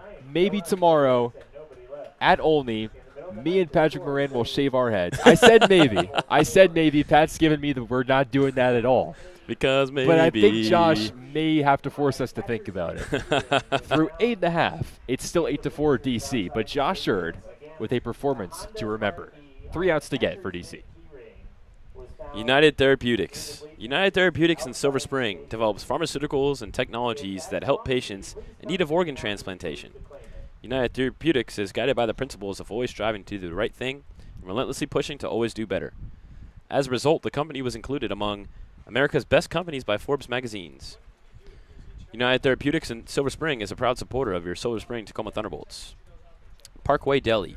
The Parkway Deli on 8317 Grub Road in Silver Spring has been dishing up deli classics since 1963. The Parkway Deli is a family business, and their family loves to bring great food and service to yours. The Parkway Deli is open 7 days a week, 8:30 a.m. to 9 p.m., Monday through Friday, and 8 a.m. to 9 p.m. Saturdays and Sundays.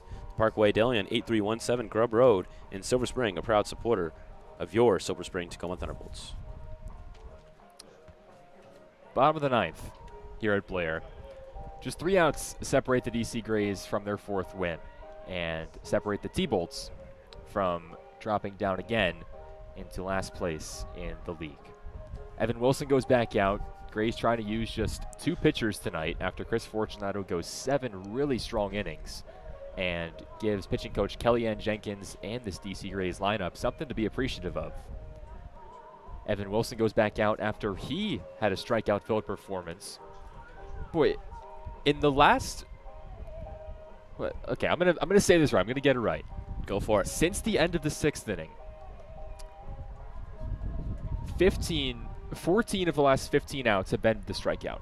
That means 9 in a row for the T-Bolts, and 5 of the last 6 for the Thunderbolts. That is, I mean, I don't know what's going on tonight. And look at Evan Wilson's head. Yeah. Look at it. Where's the hair? It's not there. I'm just saying. That's the secret formula. We may have to think about it. That's the Krusty Krab formula, man. It must be. What other explanation? It has nothing to do with, players performing well. 8-9-1 due up for the Thunderbolts. Pegues is 3 for 3 tonight. Tripled back in the 7th and scored on a ground out. We'll see. Lee Spector in the chat says, "Go Josh." # shave your head. I mean, come on, man. # shave your head. What other signs do you need? I'll make a new one. # shave your head, Patrick Moran. I'm just kidding. Patrick Moran, the broadcaster with the longest hair among us. 1-0 is poked foul. Pegues has been a tough man to retire tonight. Boy, it's going to be a tough one to look back at this game if the T-Bolts can't pull it out here in the 9th. It seems like they've done everything right. They Absolutely have out-hit the DC Grays 9-7. They have struck out 14 hitters on the day.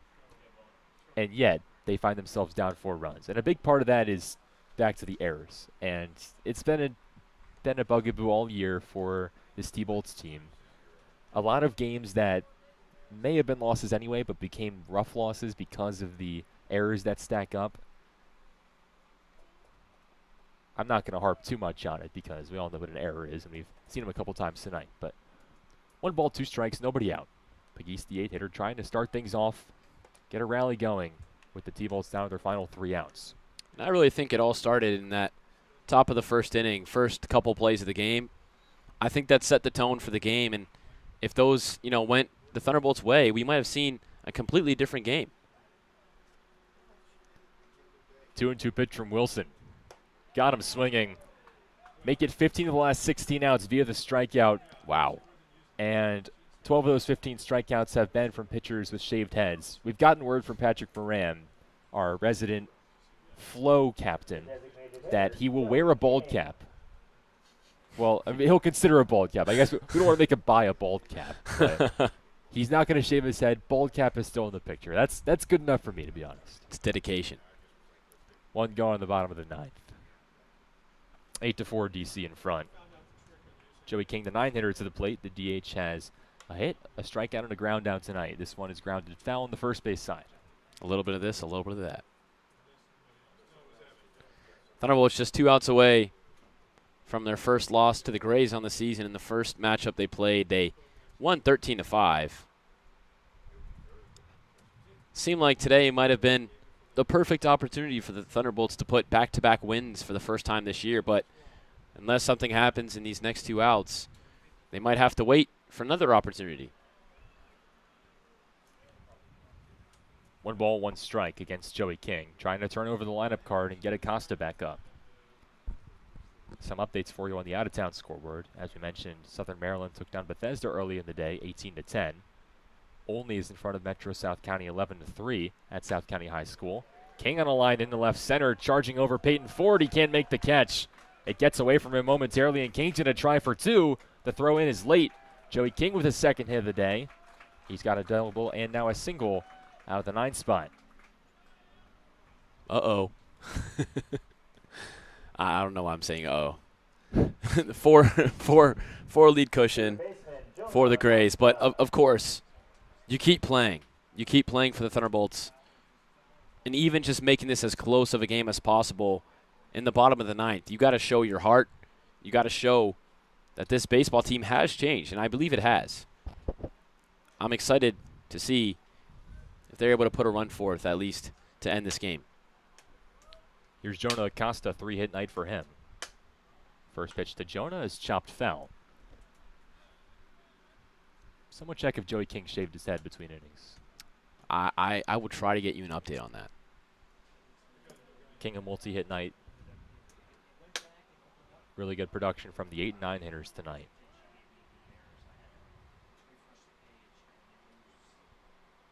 Three for 4 for Pegues in the 8th spot, and King now 2 for 4. Jonah's 3 for 4. Takes a pitch outside, ball 1.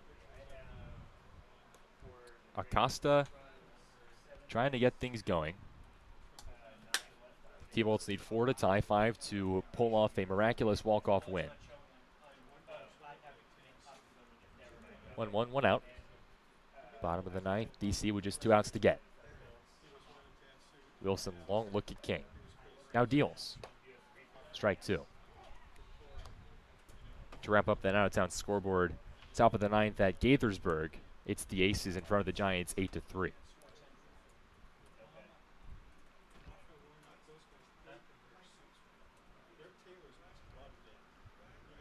1-2 count, 1 out. Pitch from Wilson.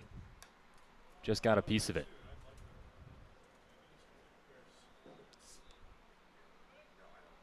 As things stand in the league, only the top team in the North, they have an 8-run lead over the South County Braves. That would make them 9-5 if they do hold on.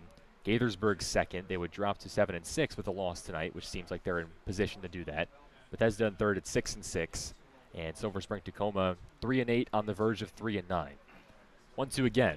Got him swinging. I'm losing track of the numbers, but just know we have had double-digit outs in a row that are strikeouts. Unreal. For both teams, it's been just an unbelievable performance over these last couple of innings. It's like they don't know that you can get out in other ways. Make it the last 15 outs combined between these two teams have been the strikeout. Last chance for the T-Bolts. 2 outs in the bottom of the ninth. First pitch to Gibbs is a called strike from Wilson.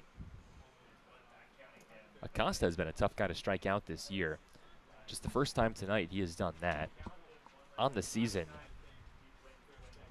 Jonah has struck out just 4 times on the year in his 9 games played.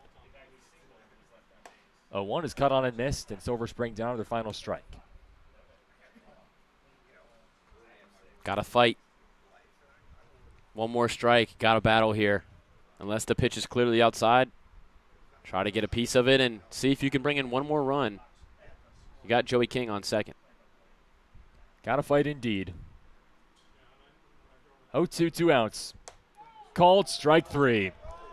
Colin Gibbs down on strikes for the 3rd time tonight. And a fitting end to a dominant pitching night from the DC Grays. Evan Wilson slams the door with 2 scoreless out of the bullpen, striking out all 6 of his outs. The last 16 outs of this game from both teams come via the K. And DC gets an 8-4 win over the Silver Spring Tacoma Thunderbolts. DC goes to 4-9. Silver Spring Tacoma falls to 3-9.